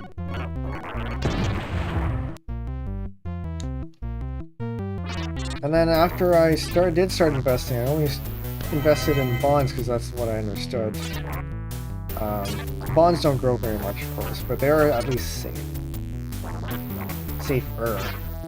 As long as you pick safe bonds and don't do anything with them until they mature.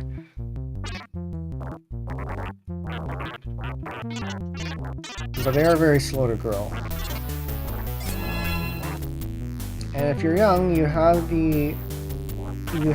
can afford to be a little bit riskier with your investments because you have the time to recover if they do go down.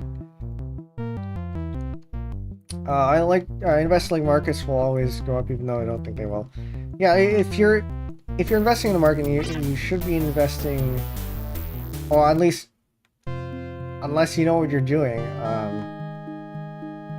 or unless you. Hold on. Okay, that one's just.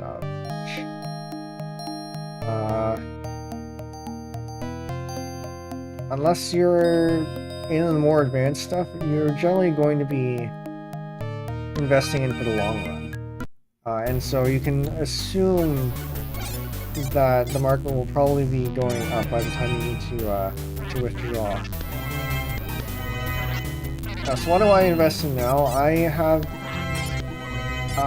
I'm invested in some all-in-one funds, ETFs. I'm not going to name which ones, but I don't think it's worth investing in individual stocks. Partly because where I'm with has commission fee. It's $10, but a little bit on the high end. I can't be bothered to move it out.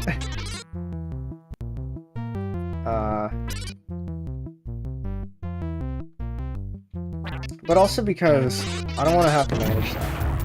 And the all-in-one ETF does all that management and exposure, like wide exposure for me.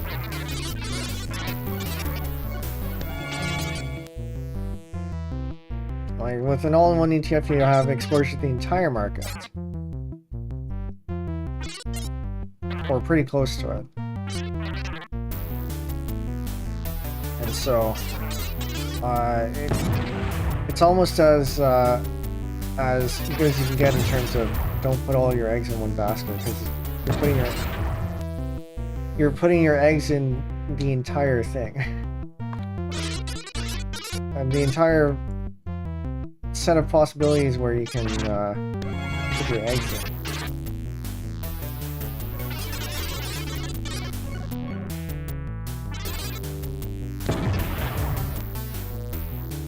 Or at the very least, pretty close to it. That's what I would recommend to most people anyway. But in addition to that, I also have a dividend ETF that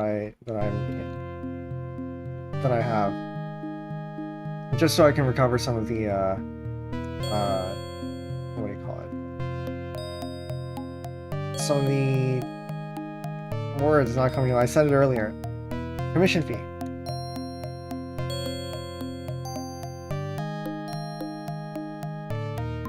I missed the blue.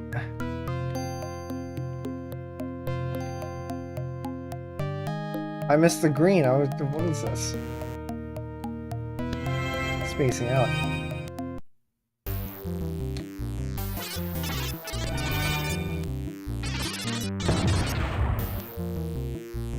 I want to invest in a better bet. That is actually, I know you're somewhat joking, but it's definitely worthwhile. Good sleep is important.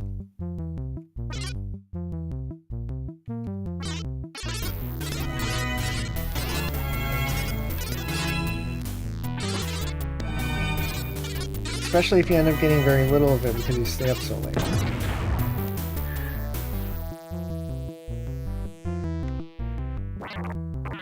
So, I should probably not stay up so late. For those of you in my Discord, you'll notice that I might be up at 3 AM hosting Jelly streams, and if Jelly hosts Yumi, if I'm awake for a Jelly hosts Yumi stream and she streams at 3 AM, I know I'm up a little bit too late. I figure as long as you invest in S&P 500 companies, should be good to go. Yeah, it's probably a generally safe investment to go in. Never get enough sleep, yeah. Like, at least the S&P 500 companies are fairly stable. I did, for fun, invest in a penny stock one time, and I think I got about $1,000 off it. Yeah, it went up by a bunch. So I think it started off at like 5 cents or something, and then went up to $1 or something. I put in, I think I started off with 100s in there, and then it grew to 1,000 or something. That sounds about right. And then I withdrew, and then later on when it dipped, I put it back in, and then now it's at that's not 1 cent. So I've lost pretty much the entire thing. But I haven't sold yet, so I haven't technically lost it yet.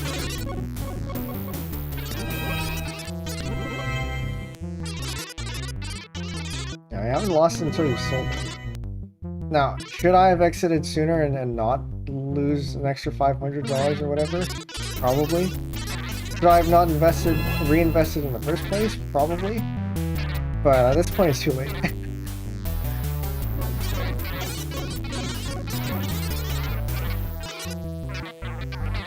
What's worse is that it's in, so Canada has this thing called a TFSA, tax-free savings account, and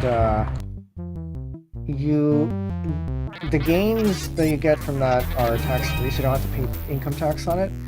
But on the flip side, any losses also do not contribute to the tax. So in a non-registered account, I think you can claim capital losses for a tax credit. But you can't do that in a TFSA because it's tax-free. So if I sell now, and it means I've lost $1,000, and I get no tax benefit from it. Oh right, I forgot.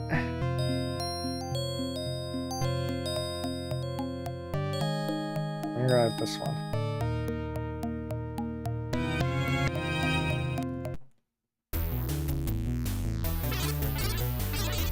It also means I've technically permanently lost that $1,000 that I put in, because you do have contribution limit. So every year you're allowed to put in a certain amount of money, and you know, for example, if you put in a certain number, let's say you put in $1,000, and then you end up losing that $1,000 because you contributed 1,000, you've lost that contribution.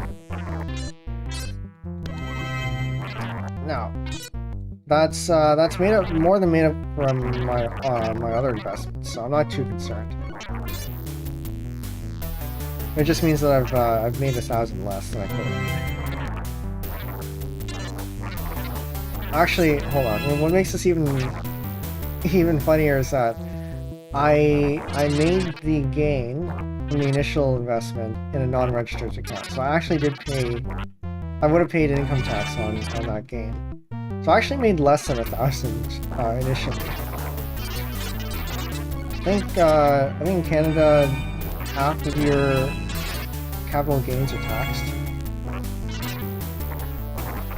So I think I would have kept 500 of it and then got taxed on another 500.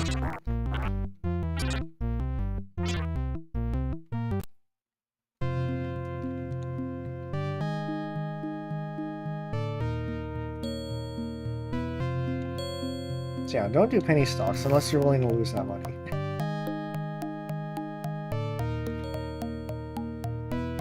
I guess it evens out, because if I only put in 1,000 initially, then that means net I lost 1,000.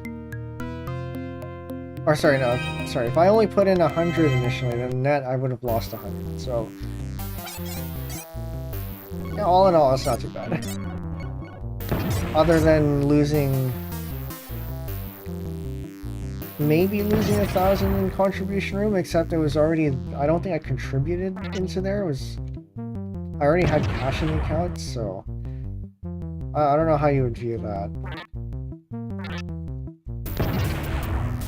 There was also, I think, one time I was looking into I don't know, the volatility index.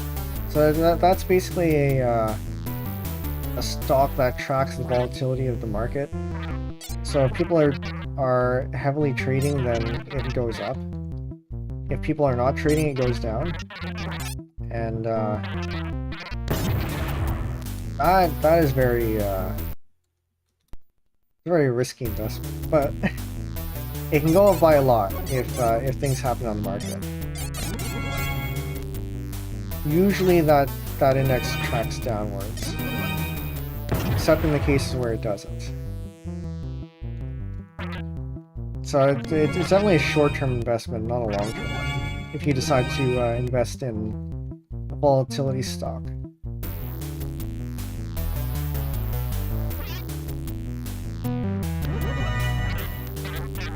You know, as they say, don't try to time the market. If you're doing this for any for all serious money, fun money, then whatever. But no, don't put your savings into a volatility index stock.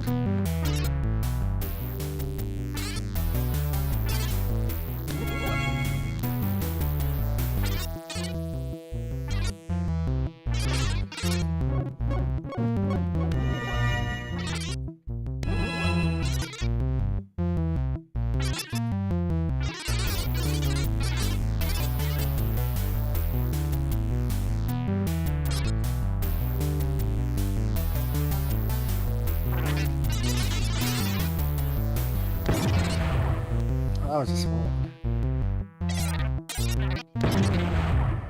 The strategy I mentioned earlier, by the way, just having the single all-in-one fund, does have a name. It's called the Canadian Couch Potato strategy. It has a website, you can look it up. But of course, it's not exclusive to Canada. Any market that has the all-in-one fund is the same principle.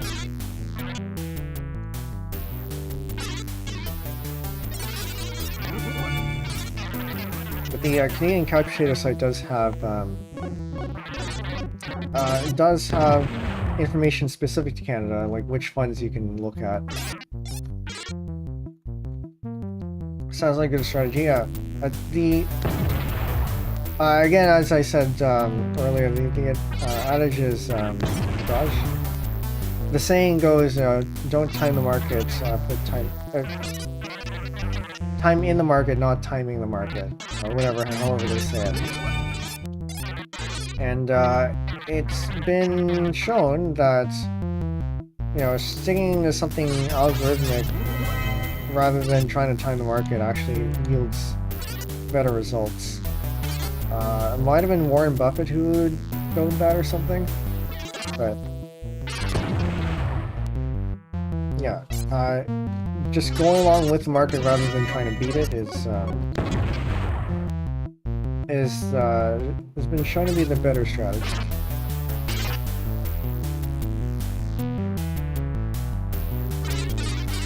Although I do wonder how we don't have automations already where I mean, I think we do. Maybe it's just the consumers, like the regular people, don't have access to it. Where you can have like algorithmic triggers where if it dips below a certain percentage, then buy. And if it goes up by a certain percentage, then sell, and then do that on certain ticks or whatever.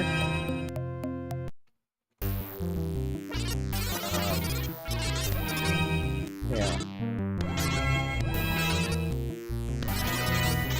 Because in my view, if you do that, you know, it's like micromanaging, buy low, sell high, then surely you're supposed to be able to make something out of it.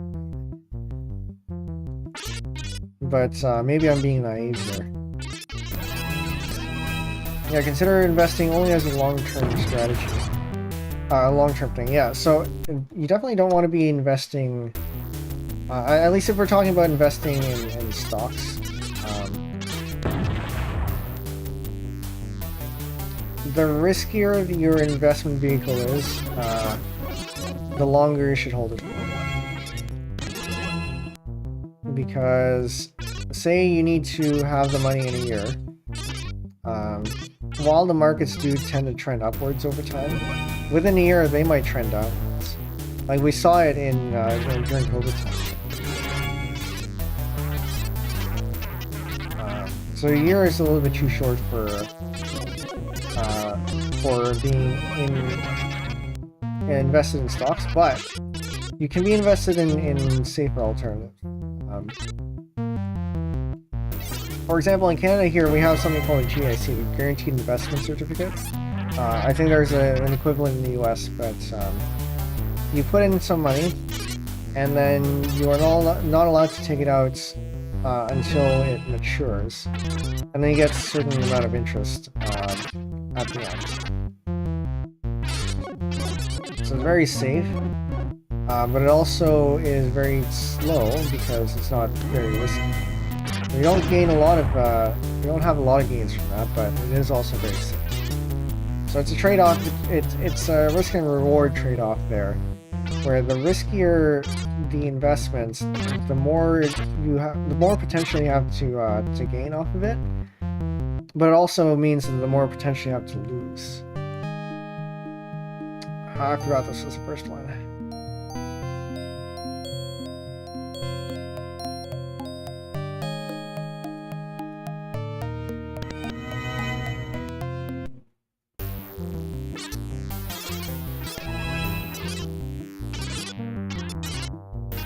But if you can hold it for a long time, then it generally works out better as long as your investment is fairly safe.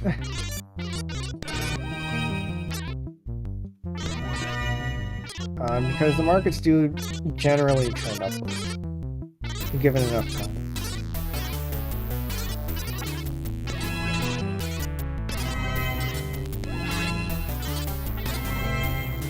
Well, that's why I initially invested in bonds, because bonds are safer than stocks, and I understood bonds. And if you take bonds to term, to maturity, and as long as they're fairly reputable bonds, like government bonds or bonds from large companies, your principal will generally be effectively guaranteed.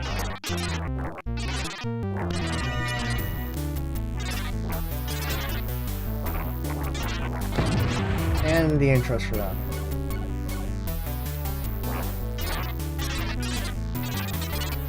Our market is mostly tied to population, right? The economy is just people moving around doing things. I don't know if it's necessarily tied to population as it is,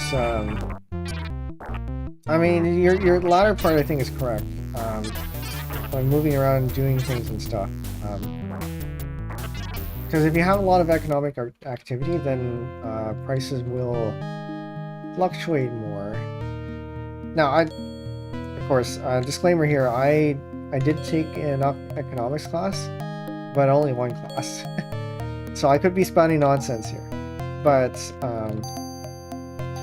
Prices are determined by people buying and selling things.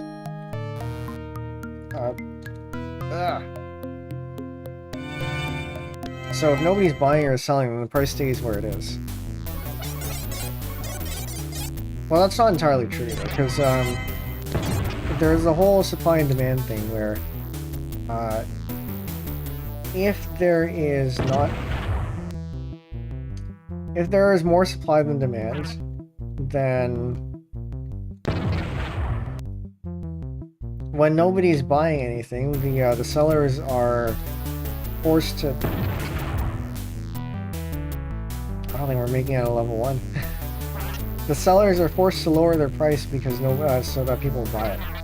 And then same goes for the other way, where if demand is high and supply is low, then the price will go up. Because then because people are wanting it a lot.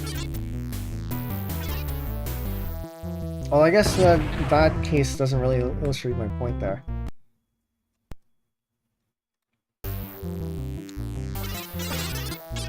Yeah, so I guess the price can move in the absence of trades, so that the supply and demand even out.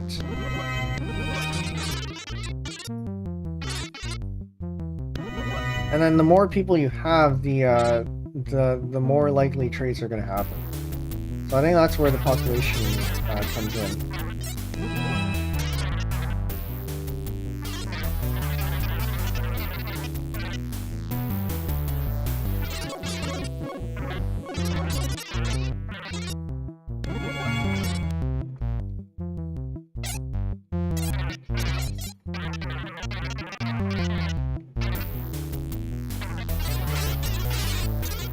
I was very confused for a time where I didn't understand where the price came from for stocks. Like, how do you determine the price? But it really is just the price set by trade. So I thought the reason for stocks for things like Coca-Cola or something has gone up is so much that because the population continues to grow, like there's more people buying Coca-Cola. I don't think. I mean, okay, so obviously it's very complicated. I don't know if the stock price. I don't think the stock price necessarily is directly influenced by sales. It's more that sales boosts confidence. So when a buyer is confident in the company, they are more likely to buy the company's stock. And so what happens is that the company ends up doing better, or sorry, the company does better and does well. It induces, it encourages people to invest in the company because they think the company doing well will increase their stock price. Which induces induces demand for the stock, which means, Firefox, don't do that. Guess we're at the top of the hour again. Okay, people are gonna start coming in. All right, let me start over there. Company does well, which encourages people to. Or which entices people to want to buy the stock in anticipation that the stock will go up.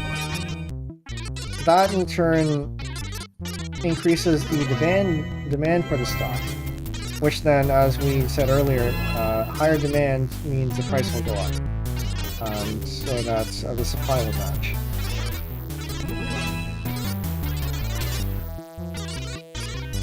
So I don't think sales, like I said, I don't think the sales directly affects the stock price, but it is a side effect.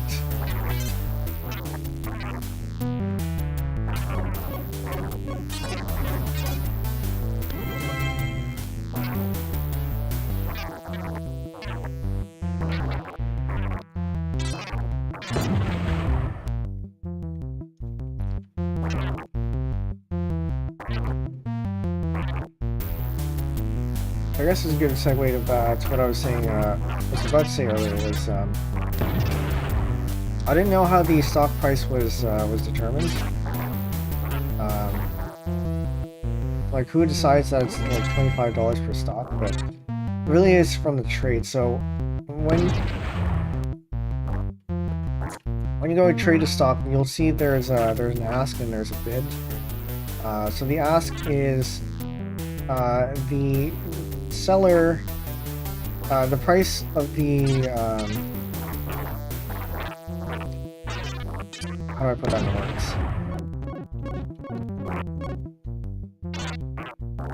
So the sellers, when they sell a stock, or when they're putting the stock up for sale, will have an ask price.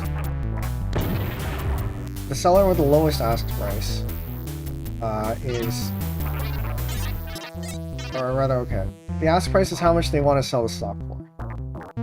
And then you have the bid price where somebody wants to buy a stock. This is how much they're willing to pay for.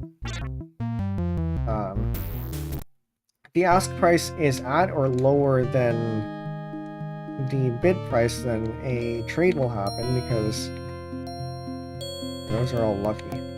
Then trade will happen because there are two parties who have a common interest. Not common interest, but who have agreed on a price, basically, which would be the seller's price.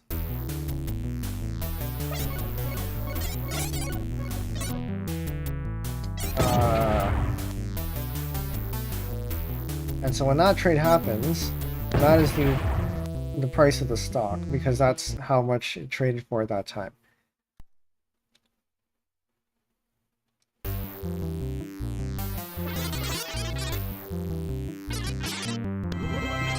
It was lucky until it wasn't.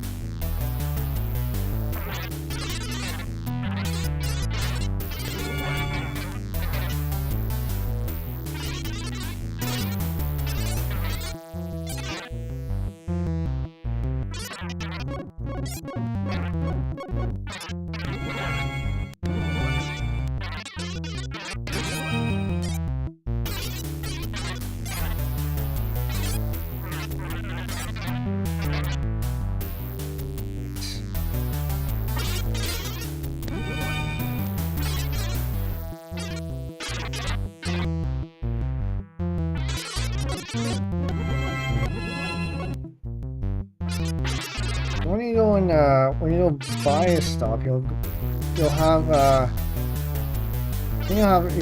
generally have an option to buy at the market price, and that would be, is this it? Yes. Okay. That would be the price that the lowest ask price would be.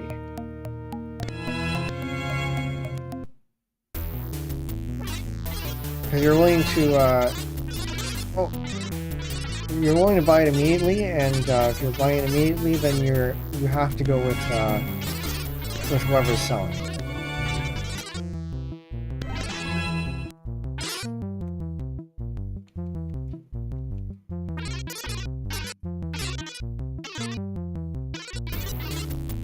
Of course, you don't want to pay too much, so you go with the lowest seller.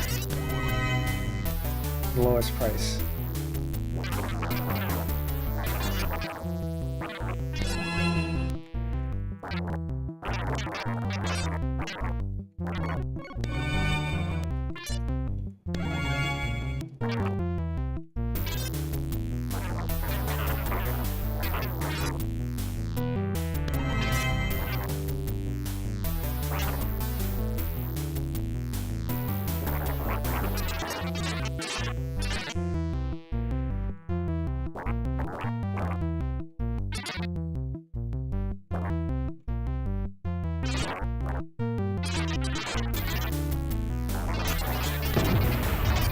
Whoops.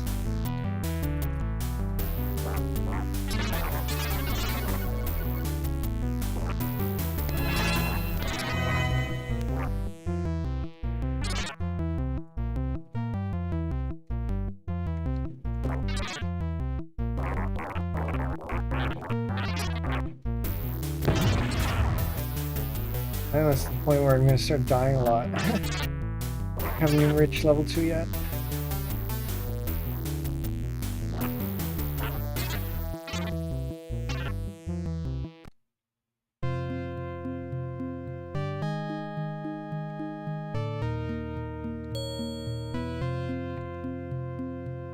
Lucky. I don't think I can afford to... Yeah, yes, I can. Ah, I think I remember how I did it now. It wasn't blue and green, it was red and green.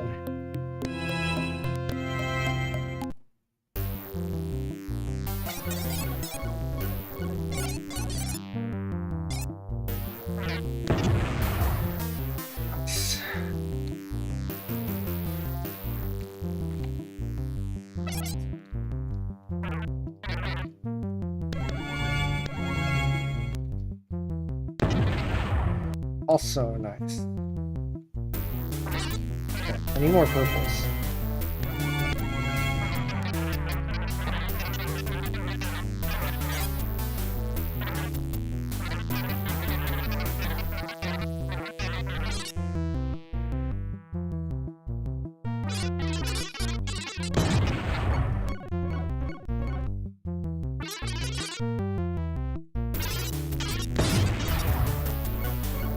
I should try to be a little bit less careless.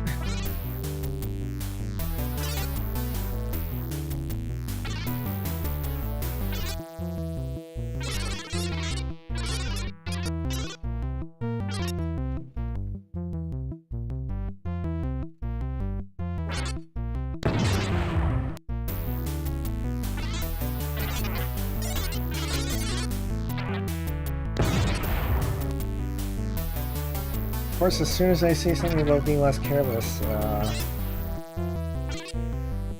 you know.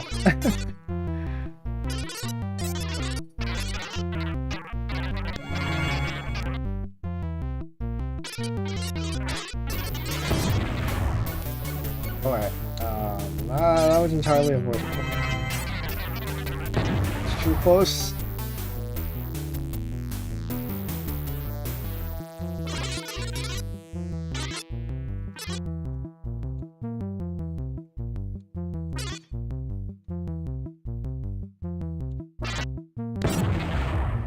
Also too close. Speaking of 2, there is actually a Bats 2, version 2, or like a sequel to this game. I tried it out. I don't like it as well as this one. The graphics have been updated.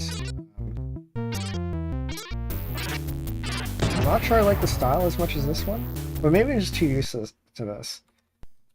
But also, I think the gameplay is just subtly different enough that it's not quite the same.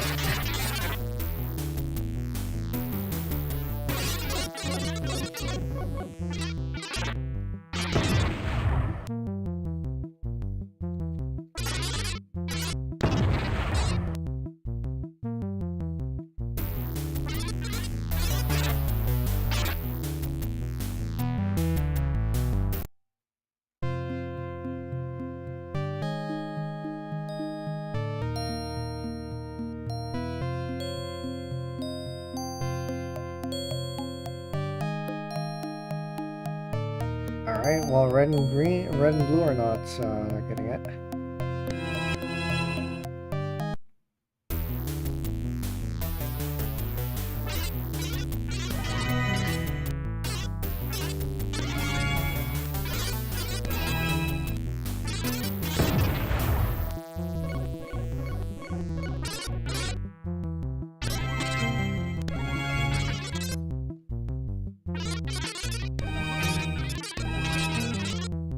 Oh! gonna be so lucky with that one. Apparently I get hit with something even larger. Alright.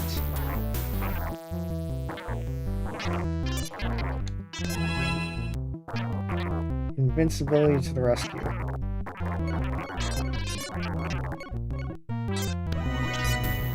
I got reds, please. I don't need greens, I need reds. Oh, no, I do need greens too. Thank you. I need another reds.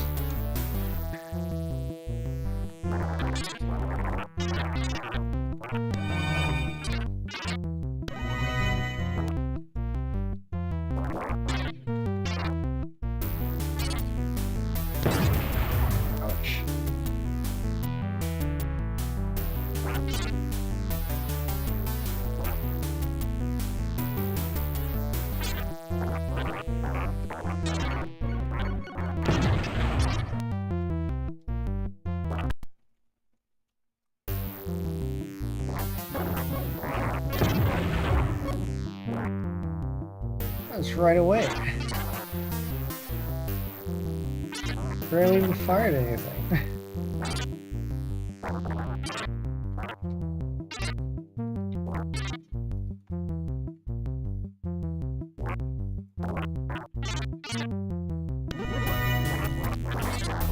Alright, trying to take these out as, or not. I was as quick as possible, and I guess they took me out as quick as possible.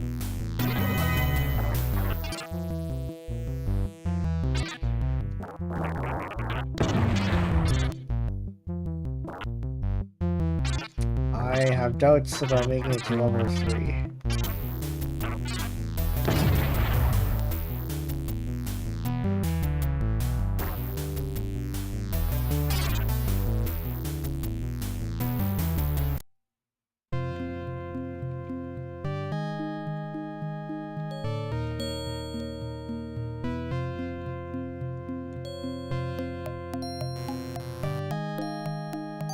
Well.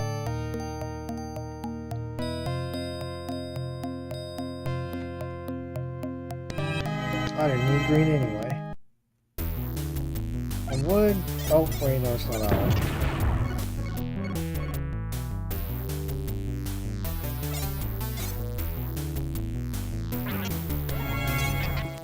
Alright, 2 reds.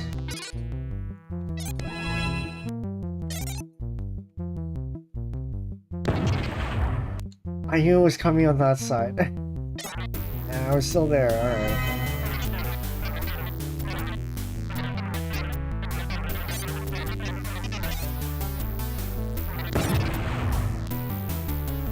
Yeah, we're not making the level 3.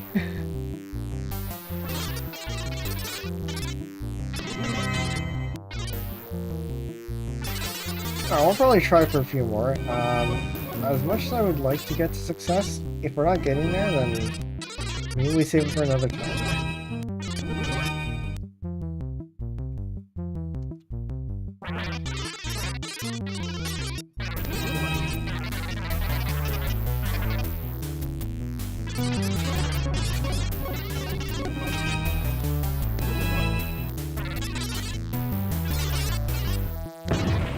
No, the play here is to target the one in the middle when you have that.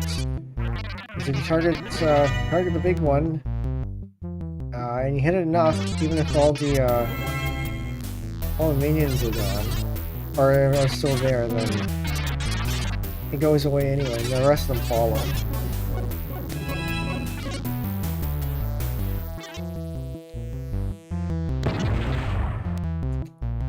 Thought I was clear.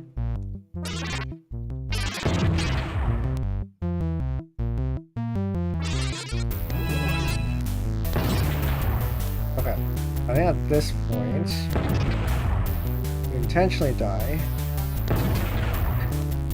We start over. There's no point in continuing from there.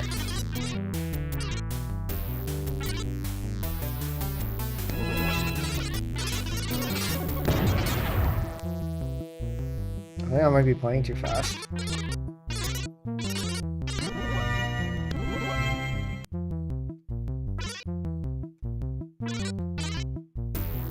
By the way, I think I might actually be the first VTuber to play this on stream. I looked around on YouTube and I couldn't find anyone, so if anyone has played this before, either YouTube isn't showing me anything, or they played it on Twitch, and they have no record of it.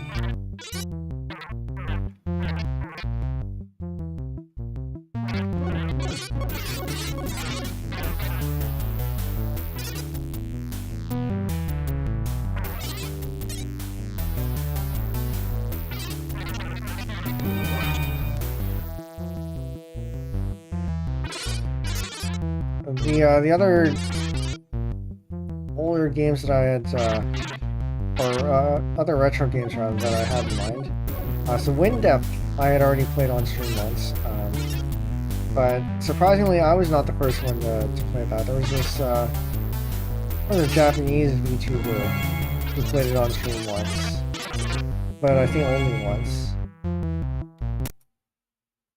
And then there's, oh, okay, very good. And then there's, if you were in the Discord, there's After Dark Games, which I was thinking of maybe playing today, instead of this one. But I couldn't get sound working properly. No, I did not need that. I did not need that either. Yeah, I couldn't get sound working properly, I think, so I'll have to be for another time. But there's an English VTuber actually who I was in slow motion. There's an English VTuber who played it once on stream.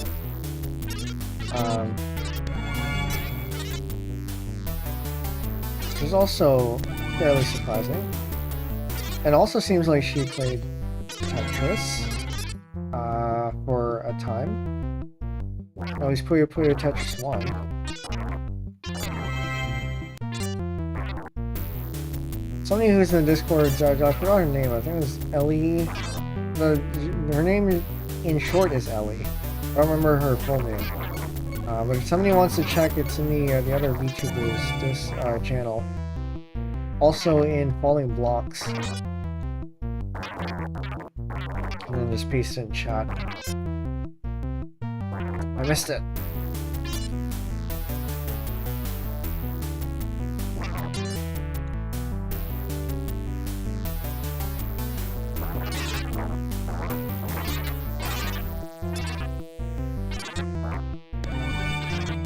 Also on the topic of VTubers that I found doing niche things.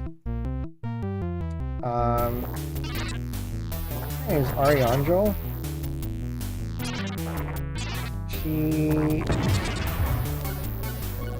I found her while looking for a VTuber to do shooters. Fairly new VTuber. I think she debuted maybe a month ago. About a month ago, I think. She's doing a music transcription stream tomorrow. That's, I think it's 10 AM Eastern. If you want to go check that out, it's definitely something to watch. She has another transcription stream that she did a few days ago, where she pulled out Sibelius.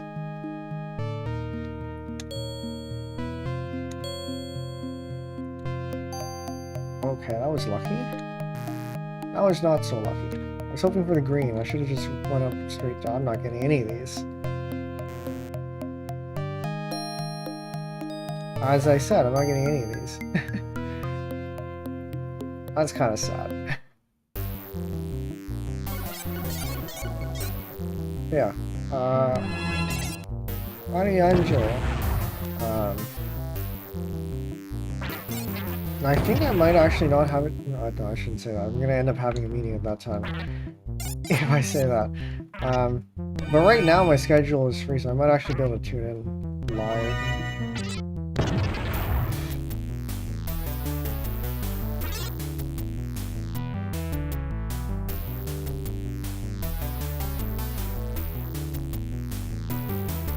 Oh, it's like the flies. Like real flies.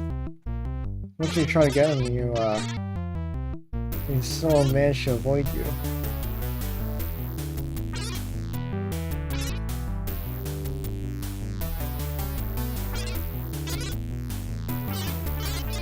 If you recall, some time ago, like just, it was a couple months ago now, I had a bit of a fly problem, fruit fly problem. And it's gone now for the most part. I think there's still a couple here and there. But I found they tend to somehow hang around the toilet. So one thing I've had success in doing, apart from setting all those traps, is getting some soapy water into a yogurt tub and splashing them when they least expected. There's enough water there. I think we start over here. There's enough water there that they can't fly out. And they just get stuck. As for the regular traps, you take some vinegar, ideally apple cider vinegar, and some a drop of dish soap so that the water tension is reduced. Then you put that in a container, cover that with some plastic wrap, poke some holes in it, and flies will eat that up. They'll go into the container and either go into the liquid and can't get out because and rather drown in it because there's no surface for them to stand on, or they go into the container and even if they don't end up standing in the liquid, they'll get trapped in there because they can't find the exit points. So it's fairly effective.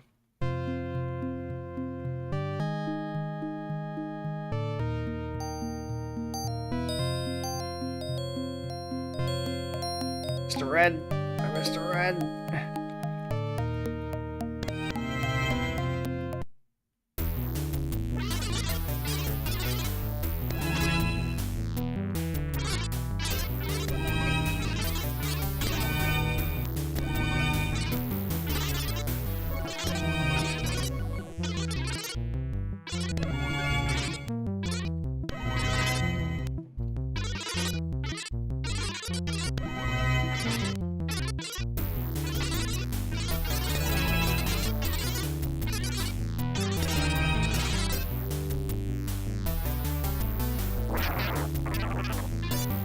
Sweep.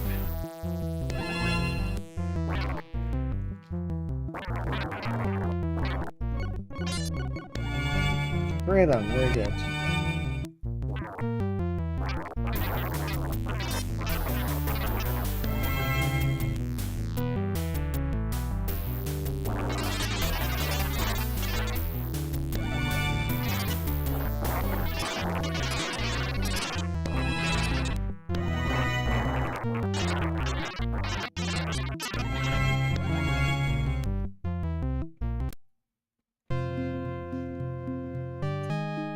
Oh, not for this one. Okay,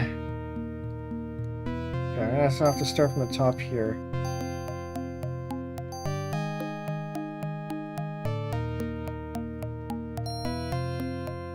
Missing one is fairly costly. Whoops. Did I get the other one? Nope. Okay, apparently not. Still get a full 5 though, which is very good. As long as I don't get hit. Ah, it's fast. Worry. They're not dead yet.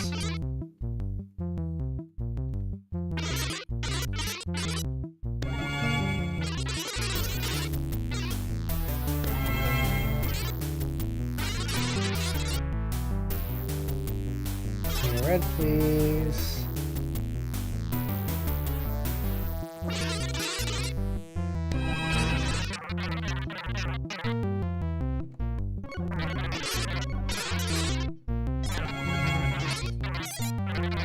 That might not be to my advantage.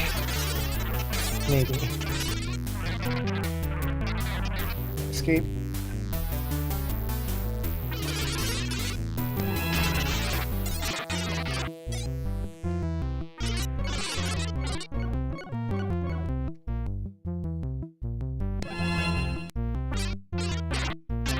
that's too low. That's too low. That's too low.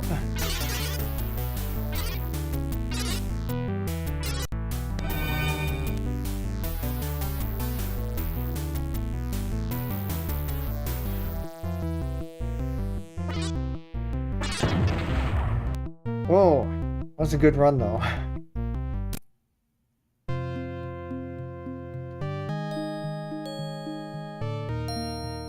Okay, we're not getting reds.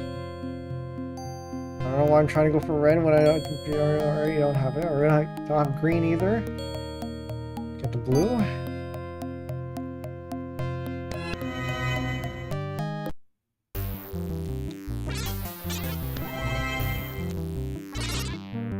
Invincibility really helps here.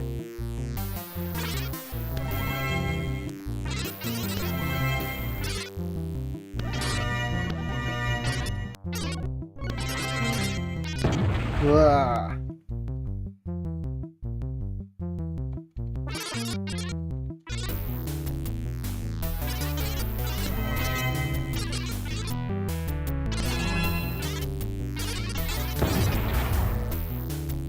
I didn't see that one coming. Oh, that's not good.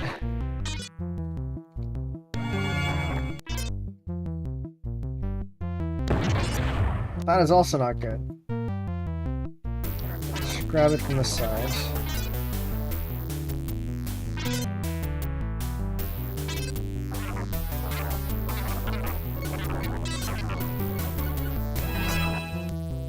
Invincibility.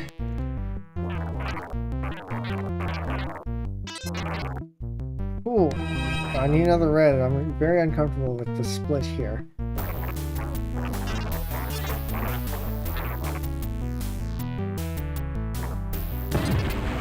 Went down a little bit too fast there. Ah.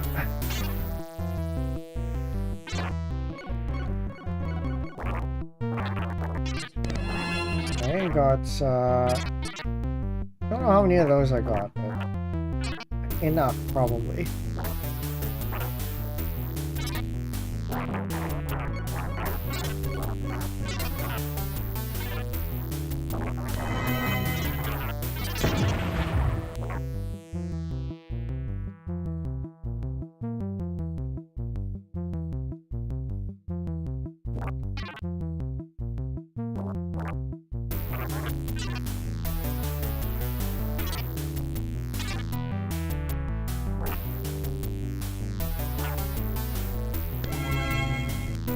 Wait, no, that's I need another red. Firefox, don't ah. Okay. Who's live now? Is Sayu? Once again, and then Lyko, Liana, one of the new V reveries.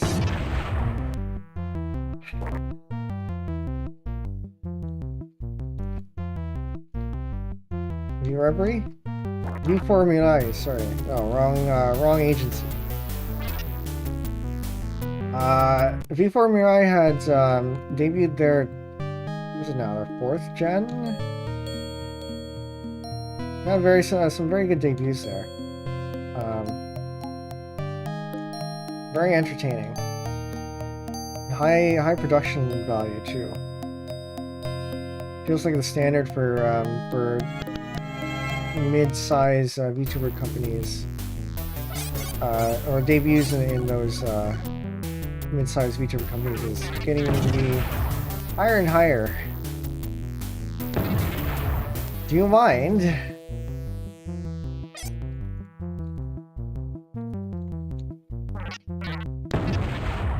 Uh-oh.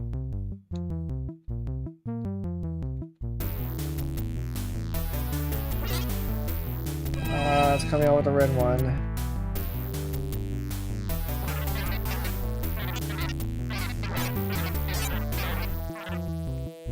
Although, to be honest, I don't know if I like the trend. Not only because it raises people's expectations. Fox, how is this time? Darcy Ruse. I don't actually watch her a lot, but I like her stuff when I tune up. Just completely got. Just completely got. I think we can try to continue from here. Probably gotta figure out a. Are you serious? Even before I get to move, 3 times.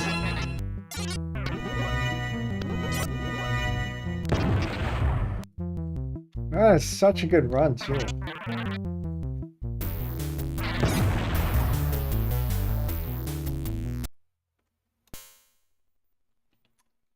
Alright. Well, let's try another continue here, and if we get past level 3 on no continues, then great. Now, as I was saying, like, debuts, so the trend here is, like, some sort of debut skit, and then a debut 2.0, for the actual, like, content that you traditionally find in your first debut stream. Which, I mean, the debut skit is entertaining to watch, and it shows you a bit of their personality and how they handle themselves, and like what their skills are in OBS, and perhaps like a sneak peek into their well, I mean, I already said all that stuff, but then you have to go to the debut 2.0 to really get what's I don't know, because you're in a debut to find out what the VTubers like, what kind of stuff they're going to be what kind of stuff they're going to be doing, and you know, see if you'll click with them.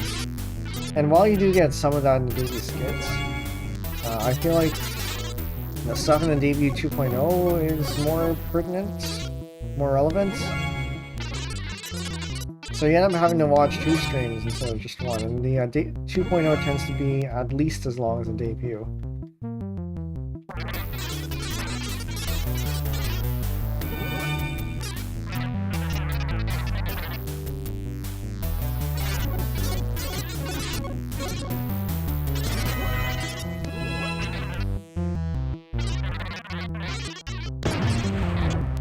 And I do have to wonder how much of how they handle themselves in the skit actually carries forward to their actual streams, because everyone knows that even with the traditional debut, a VTuber will generally stray away from that the more they stream, the more comfortable they are with their audience. And so when the debut is completely fabricated, and it's a script that, or it's a skit that goes along with the lore that may or may not come up, it may or may not come up again during your streams. Yeah. I feel like debut streams used to be long.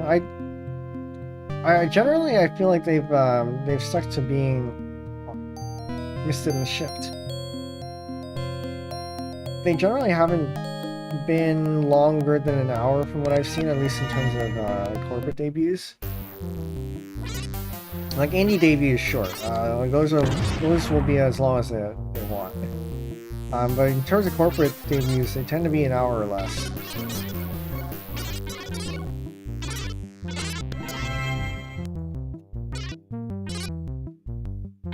And another video came up. This time, Kip. Kitchen. I don't know how to pronounce her name earlier. Because I've been pronouncing it wrong. Is it Chintanami?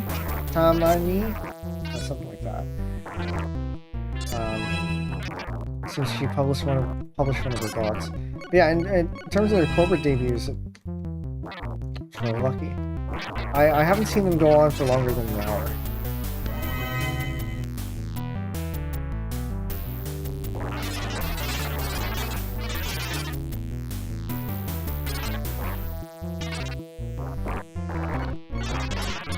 they've ranged from, I think, the shortest I've seen is half an hour, and then the ones from recently for VTuber, those were 45 minutes. So I think 45 minutes is the one that the smaller mid agencies are going towards. Another video. What is this? Uruka is playing the violin.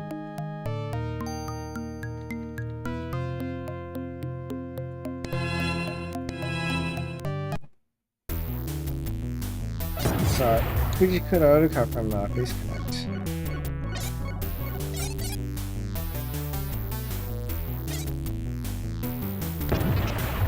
Cool.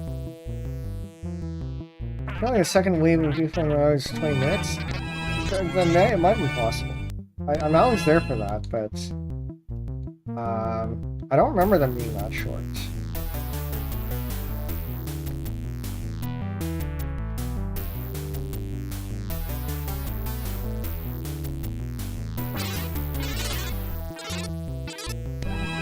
Because they did pack a lot of stuff in there. And they did have like traditional debut slides and whatnot. Or rather, some of them didn't have slides, some of them ended up like handwriting stuff, but they did put in the traditional content in there. So perhaps actually because they put in the content there and they had, if they did end up with a shorter debut, then I think it makes sense for... No, actually I'm not sure that makes sense. It could go either way. Okay, about 40 minutes. Yeah, it's still about the same time as what they did for this one. That feels like it's more fun.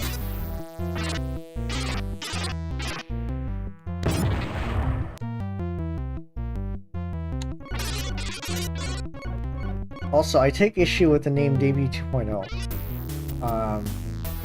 Because that to me signals an entirely new debut. It's like a second do over the debut.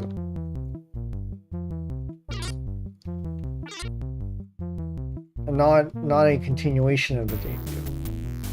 Which is what it is. I was contemplating, for my debut,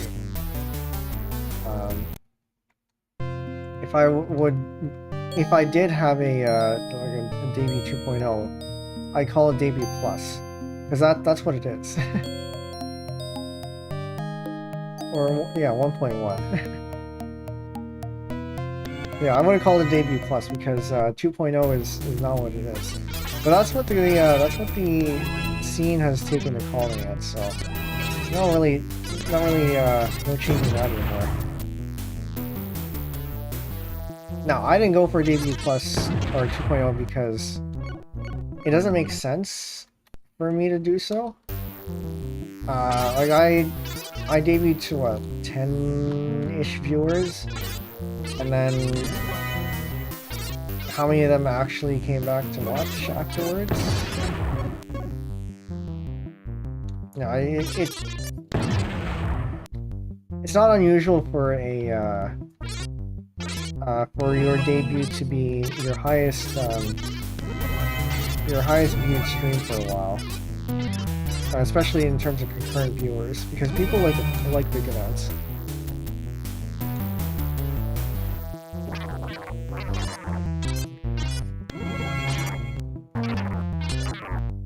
How did I advertise? I didn't really. So that's how did I advertise? It was mostly through, I think everyone who showed up to debut were people I knew. I don't think I had any outsiders.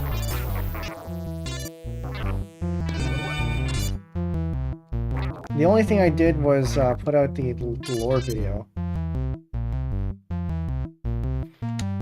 I didn't go on Reddit or anything. I still haven't posted anything on Reddit.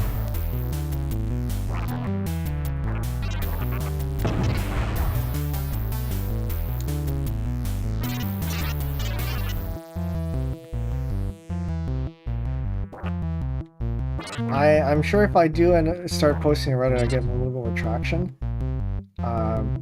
Because surely the automaton is going to catch people's eye, right? I don't know. I'll think about it. The reason I haven't felt like posting on Reddit is because it feels a little bit. I don't know if I'd say scummy, but to advertise there but also not participate in any of the discussions feels wrong. And so if I do start posting there, I think I'd have to be more active on the subreddits. The virtual YouTuber subreddits.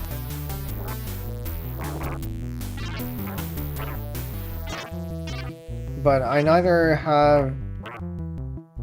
Well, I was gonna say I don't have the time, but I probably do.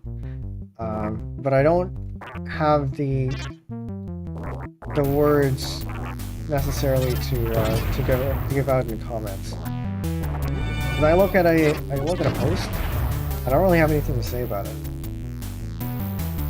And look at a post, have nothing to say about it. I'm the type of person who, if I don't have anything to say, then I won't say anything. I've never been on there. It's admittedly, I usually go on there only when there's some big news happening. It's just to see what people are saying. But otherwise, it's largely full of VTubers just advertising themselves or putting memes, and it's largely the same people as well, from what I've heard. So it is a good, like, people frequent it, I guess. Enough people frequent it that it is a good place to advertise. I just don't know if there's enough, I don't know if there's enough variety or quality content there outside of big events and big news for it to make it worthwhile for me to be on there.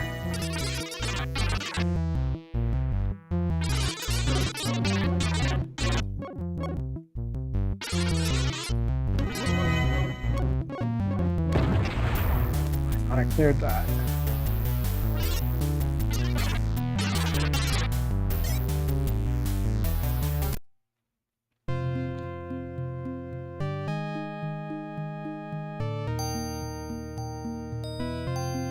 The greens are evading it again.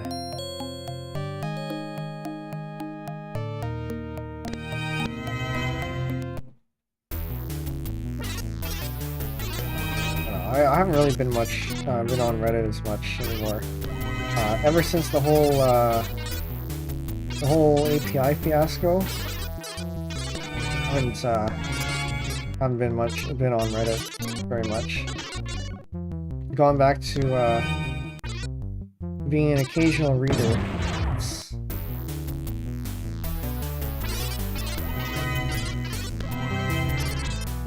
For those of you who aren't on Reddit and don't know what the whole API thing was,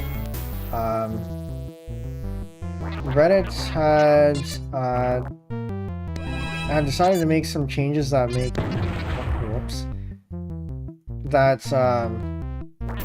make it significantly harder for third-party apps to be a thing, third-party clients and all that, and people were obviously very upset about that. And it was big enough that there was a site-wide protest with a bunch of subreddits going private for a time, and people jumping ship to something like Lemmy.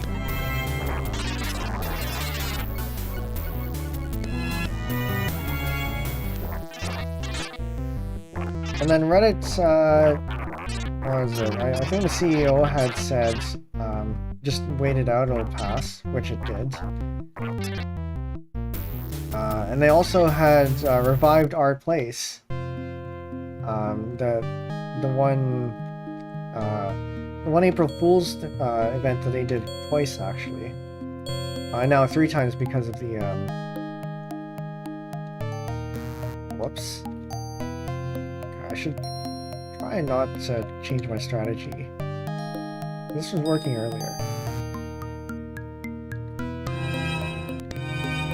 There's one of the April Fool's activities they had at our place, where you place a pixel every 5 minutes or whatever it is.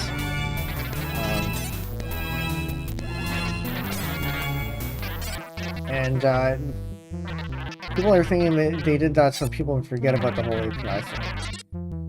Because our place was pretty popular. And unsurprisingly, there was a lot of protest art.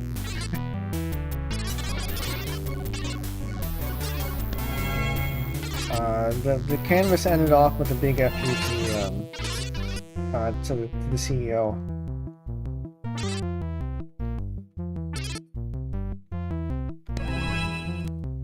Which, funny enough, Reddit still ended up featuring it in one of their official posts.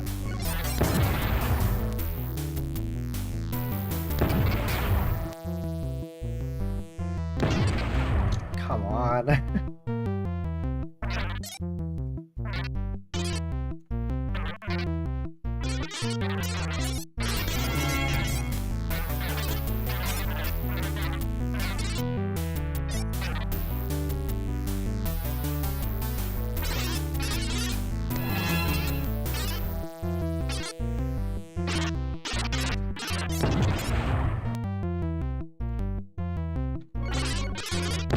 We've been going for 3 hours already, huh?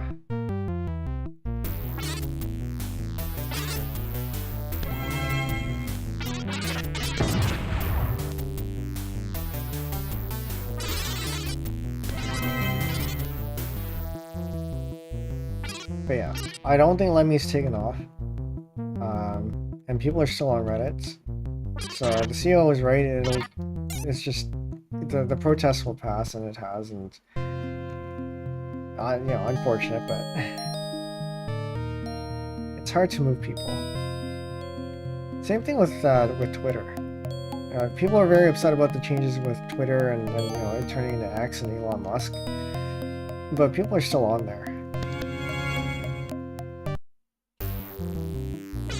including me,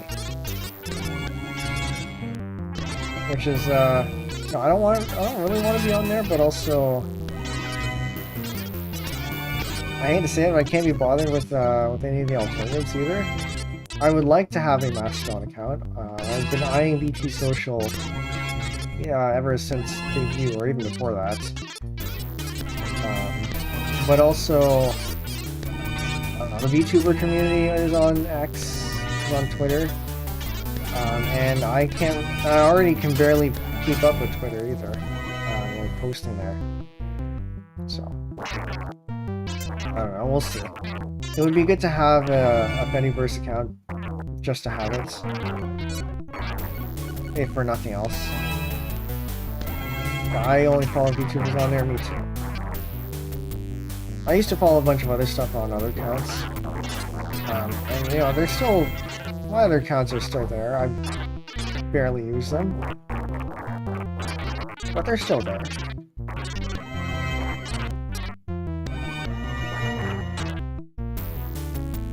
The only reason I look on my home timeline is just because, as a VTuber myself, I feel like I should be interacting with the community. But otherwise, I would only use the account to be able to like read replies and stuff. Because you can't do that anymore unless you have an account. Okay, let's skip up on that one.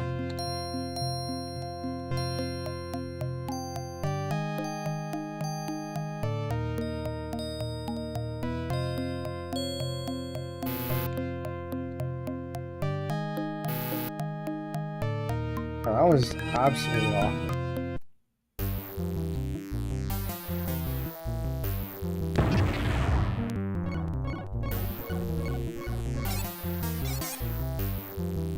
If you had only killed me just a little bit later, I would have gotten the purple crystals.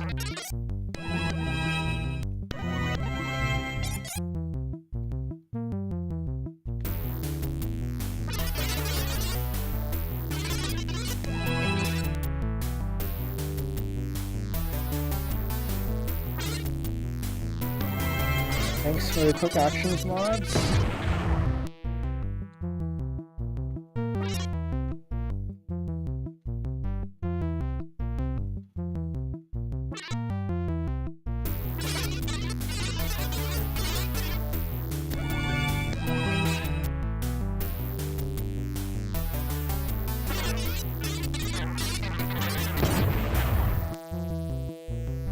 And now we're starting to lose ships.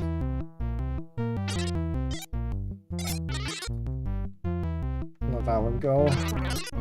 Only need another, like, what is that, 20,000 since we got a purple one? Or actually, hold on. No, I think it's... I think if you reach the purple score, you get a new ship. Is that how that is? Not just a crystal? Ouch. How many continues do we have left? We still have everything. Somehow we managed to get to level 3 without using continue. For now.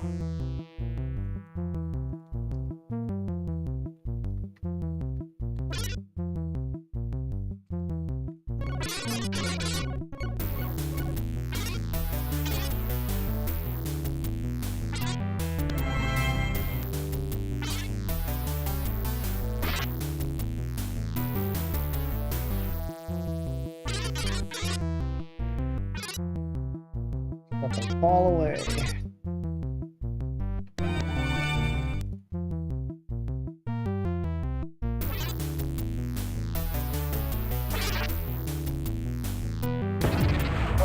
If I didn't shift over, I would avoid it.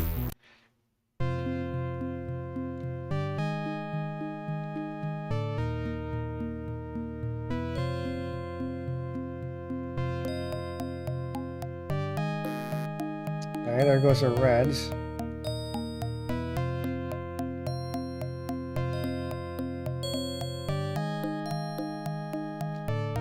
I'll get these because they're points, but there goes the reds. Which is probably fine, considering it's the blue ones that are coming up next.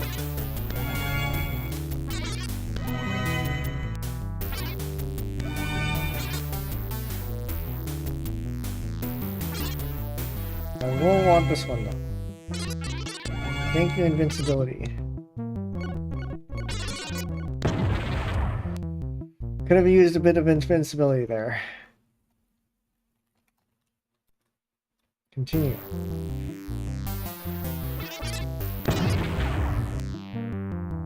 As the pattern goes.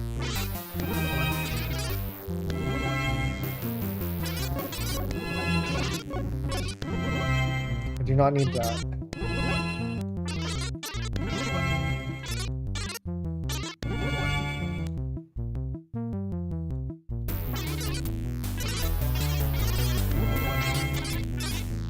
I also do not need that.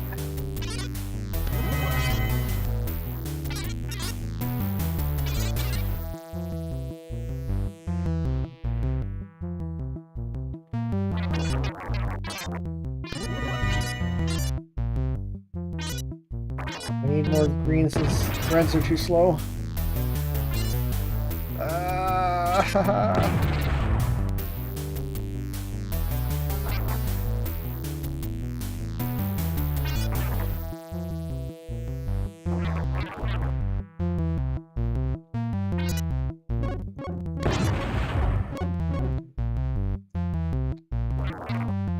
Are we gonna make it out of this one?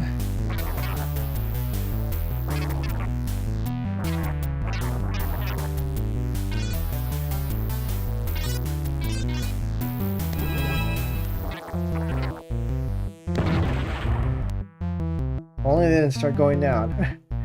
Okay. Very careful now.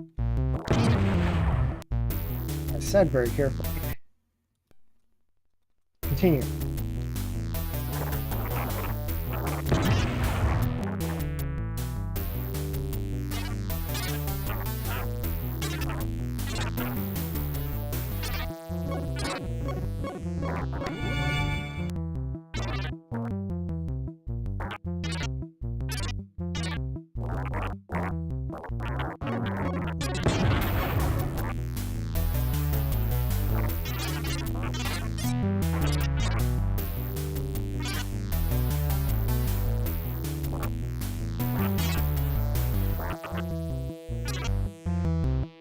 that one go?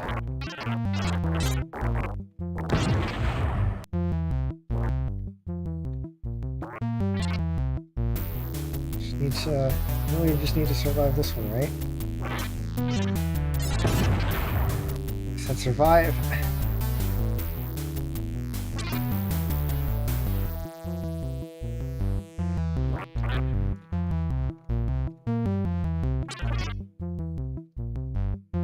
Okay.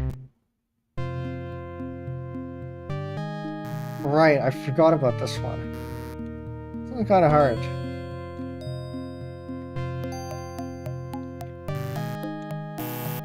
Oh, no, that's it. We're done. Got none of them.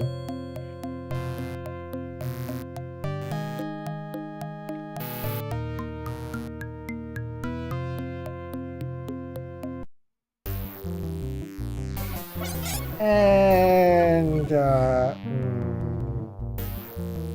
be extremely careful.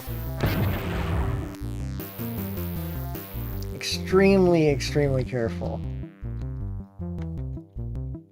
Look, I just need something here.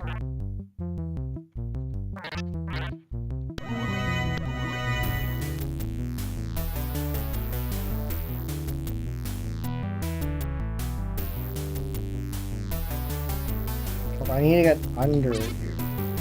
Okay. Makes things a little bit easier, maybe. Would have been nice if we didn't have to do this.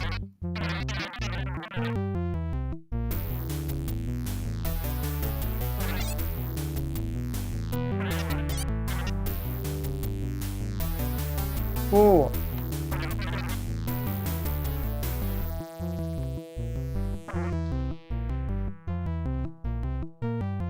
Yeah, a little bit uncomfortably close there. You know what? I'll take that. Oh, made it to Earth. Earth is safe. You're a hero. Press any key.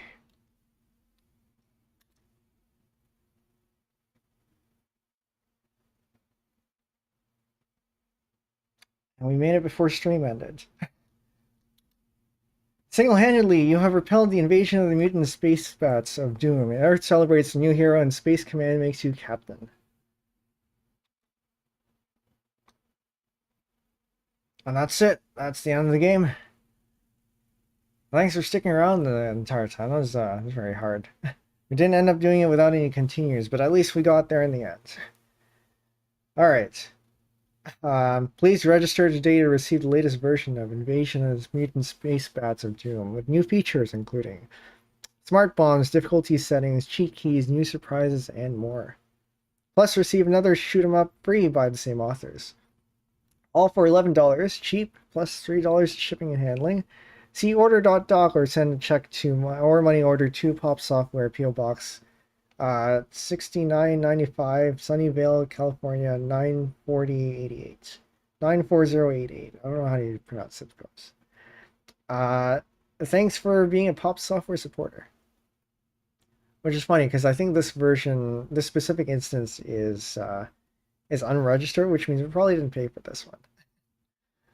I wonder if this address is still around, if they're still accepting things. I mean, all the versions that have been released are now available on the internet, but you know. All right, I think that's we're gonna leave it there. I am happy with that. We got success. We were called a hero, and we're now captain. Will we see this game again? Maybe. We'll see. Just like I want to play Wind Up again, maybe we'll play this sometime in the future. As for the immediate future, tomorrow, this is still technically Gorilla Week, so there might not be something tomorrow, but I do want to do something tomorrow at the usual time, 7:30 Eastern.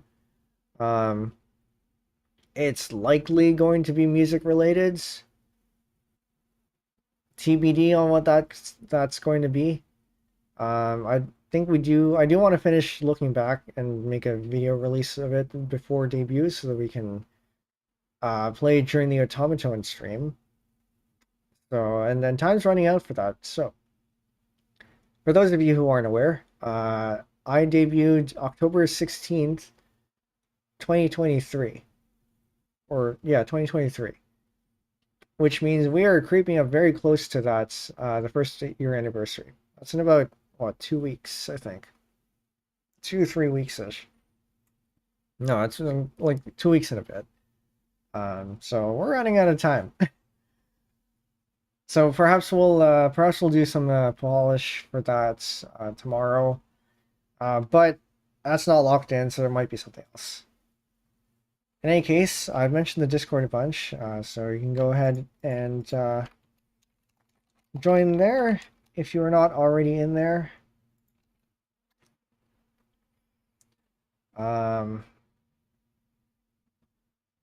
We had finance talk. You know, if any of you are interested in doing more of that, then we could make a channel for that.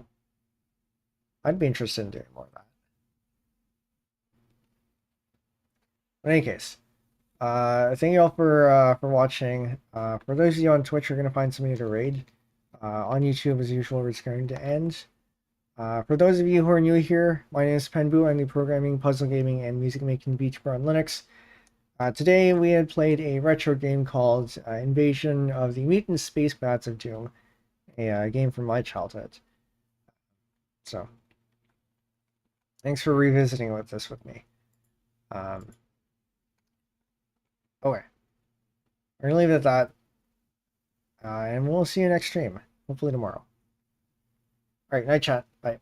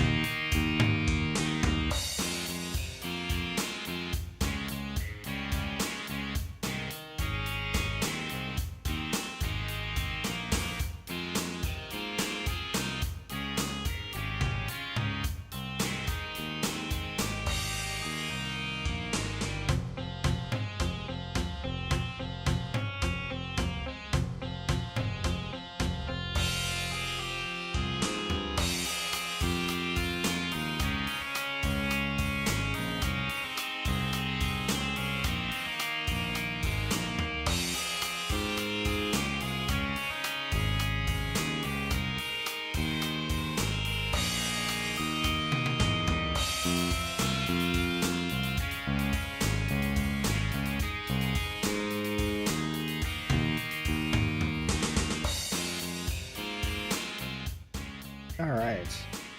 Well, I don't think there's anyone else on YouTube left, but I was actually thinking of raiding Mari, who's also live on YouTube, as well as Twitch.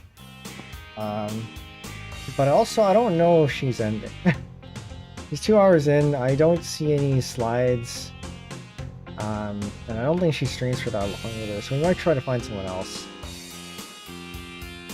Let's see.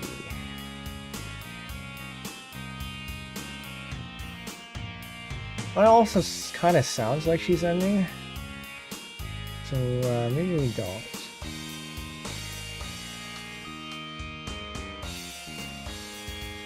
Okay, well maybe we'll find somebody else. Actually, hold on, 10:44. No, that was 15 minutes ago.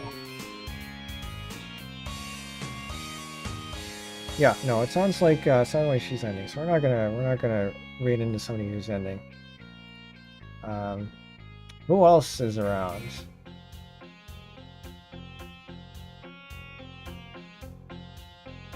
That's a good question.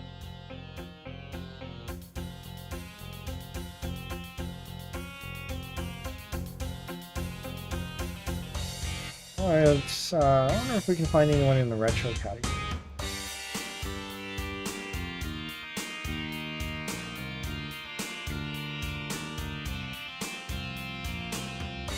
So I think this stream I had put in as the actual game, but you know, maybe it would have been better to go under retro, because that's where most people are.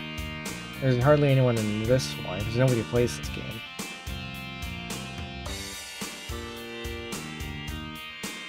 I'm not seeing anyone that I would like to raid. Anyone in chat have suggestions for anyone to raid?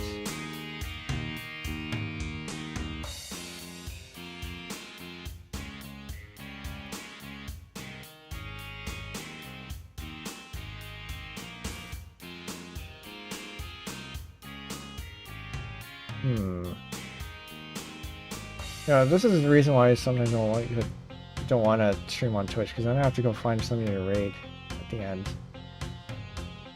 And that means interacting with people.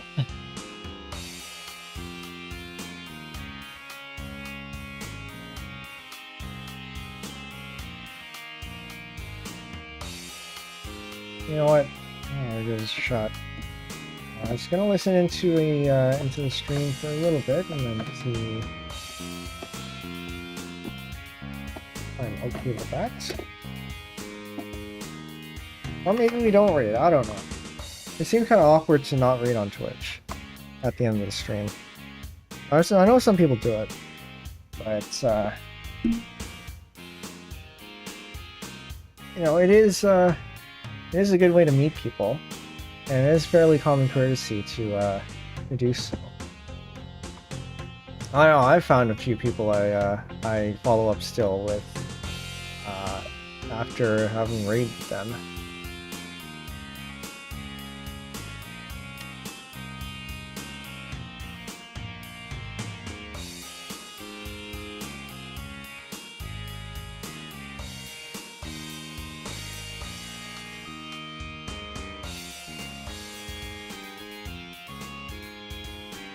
Okay.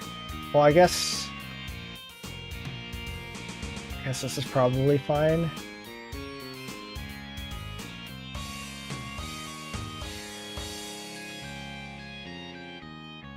Okay. Sure, alright. We're going to go visit Yuffie VT. She's playing Pokemon Crystal. Also under the retro category. If you would like to participate in the raid, there's the raid message. You can go ahead and copy and paste that. 18 plus only in chat, no minors. So if you are a minor, you're probably not forward there. In the meantime, I think that's where we're going. And once again, if you like to, yeah, sorry, Discord in chat earlier. So if you're not in there already, please feel free to. Otherwise, we're gonna go say hi to you. All right, that's it. We're gonna go. Thanks, chat, and good night.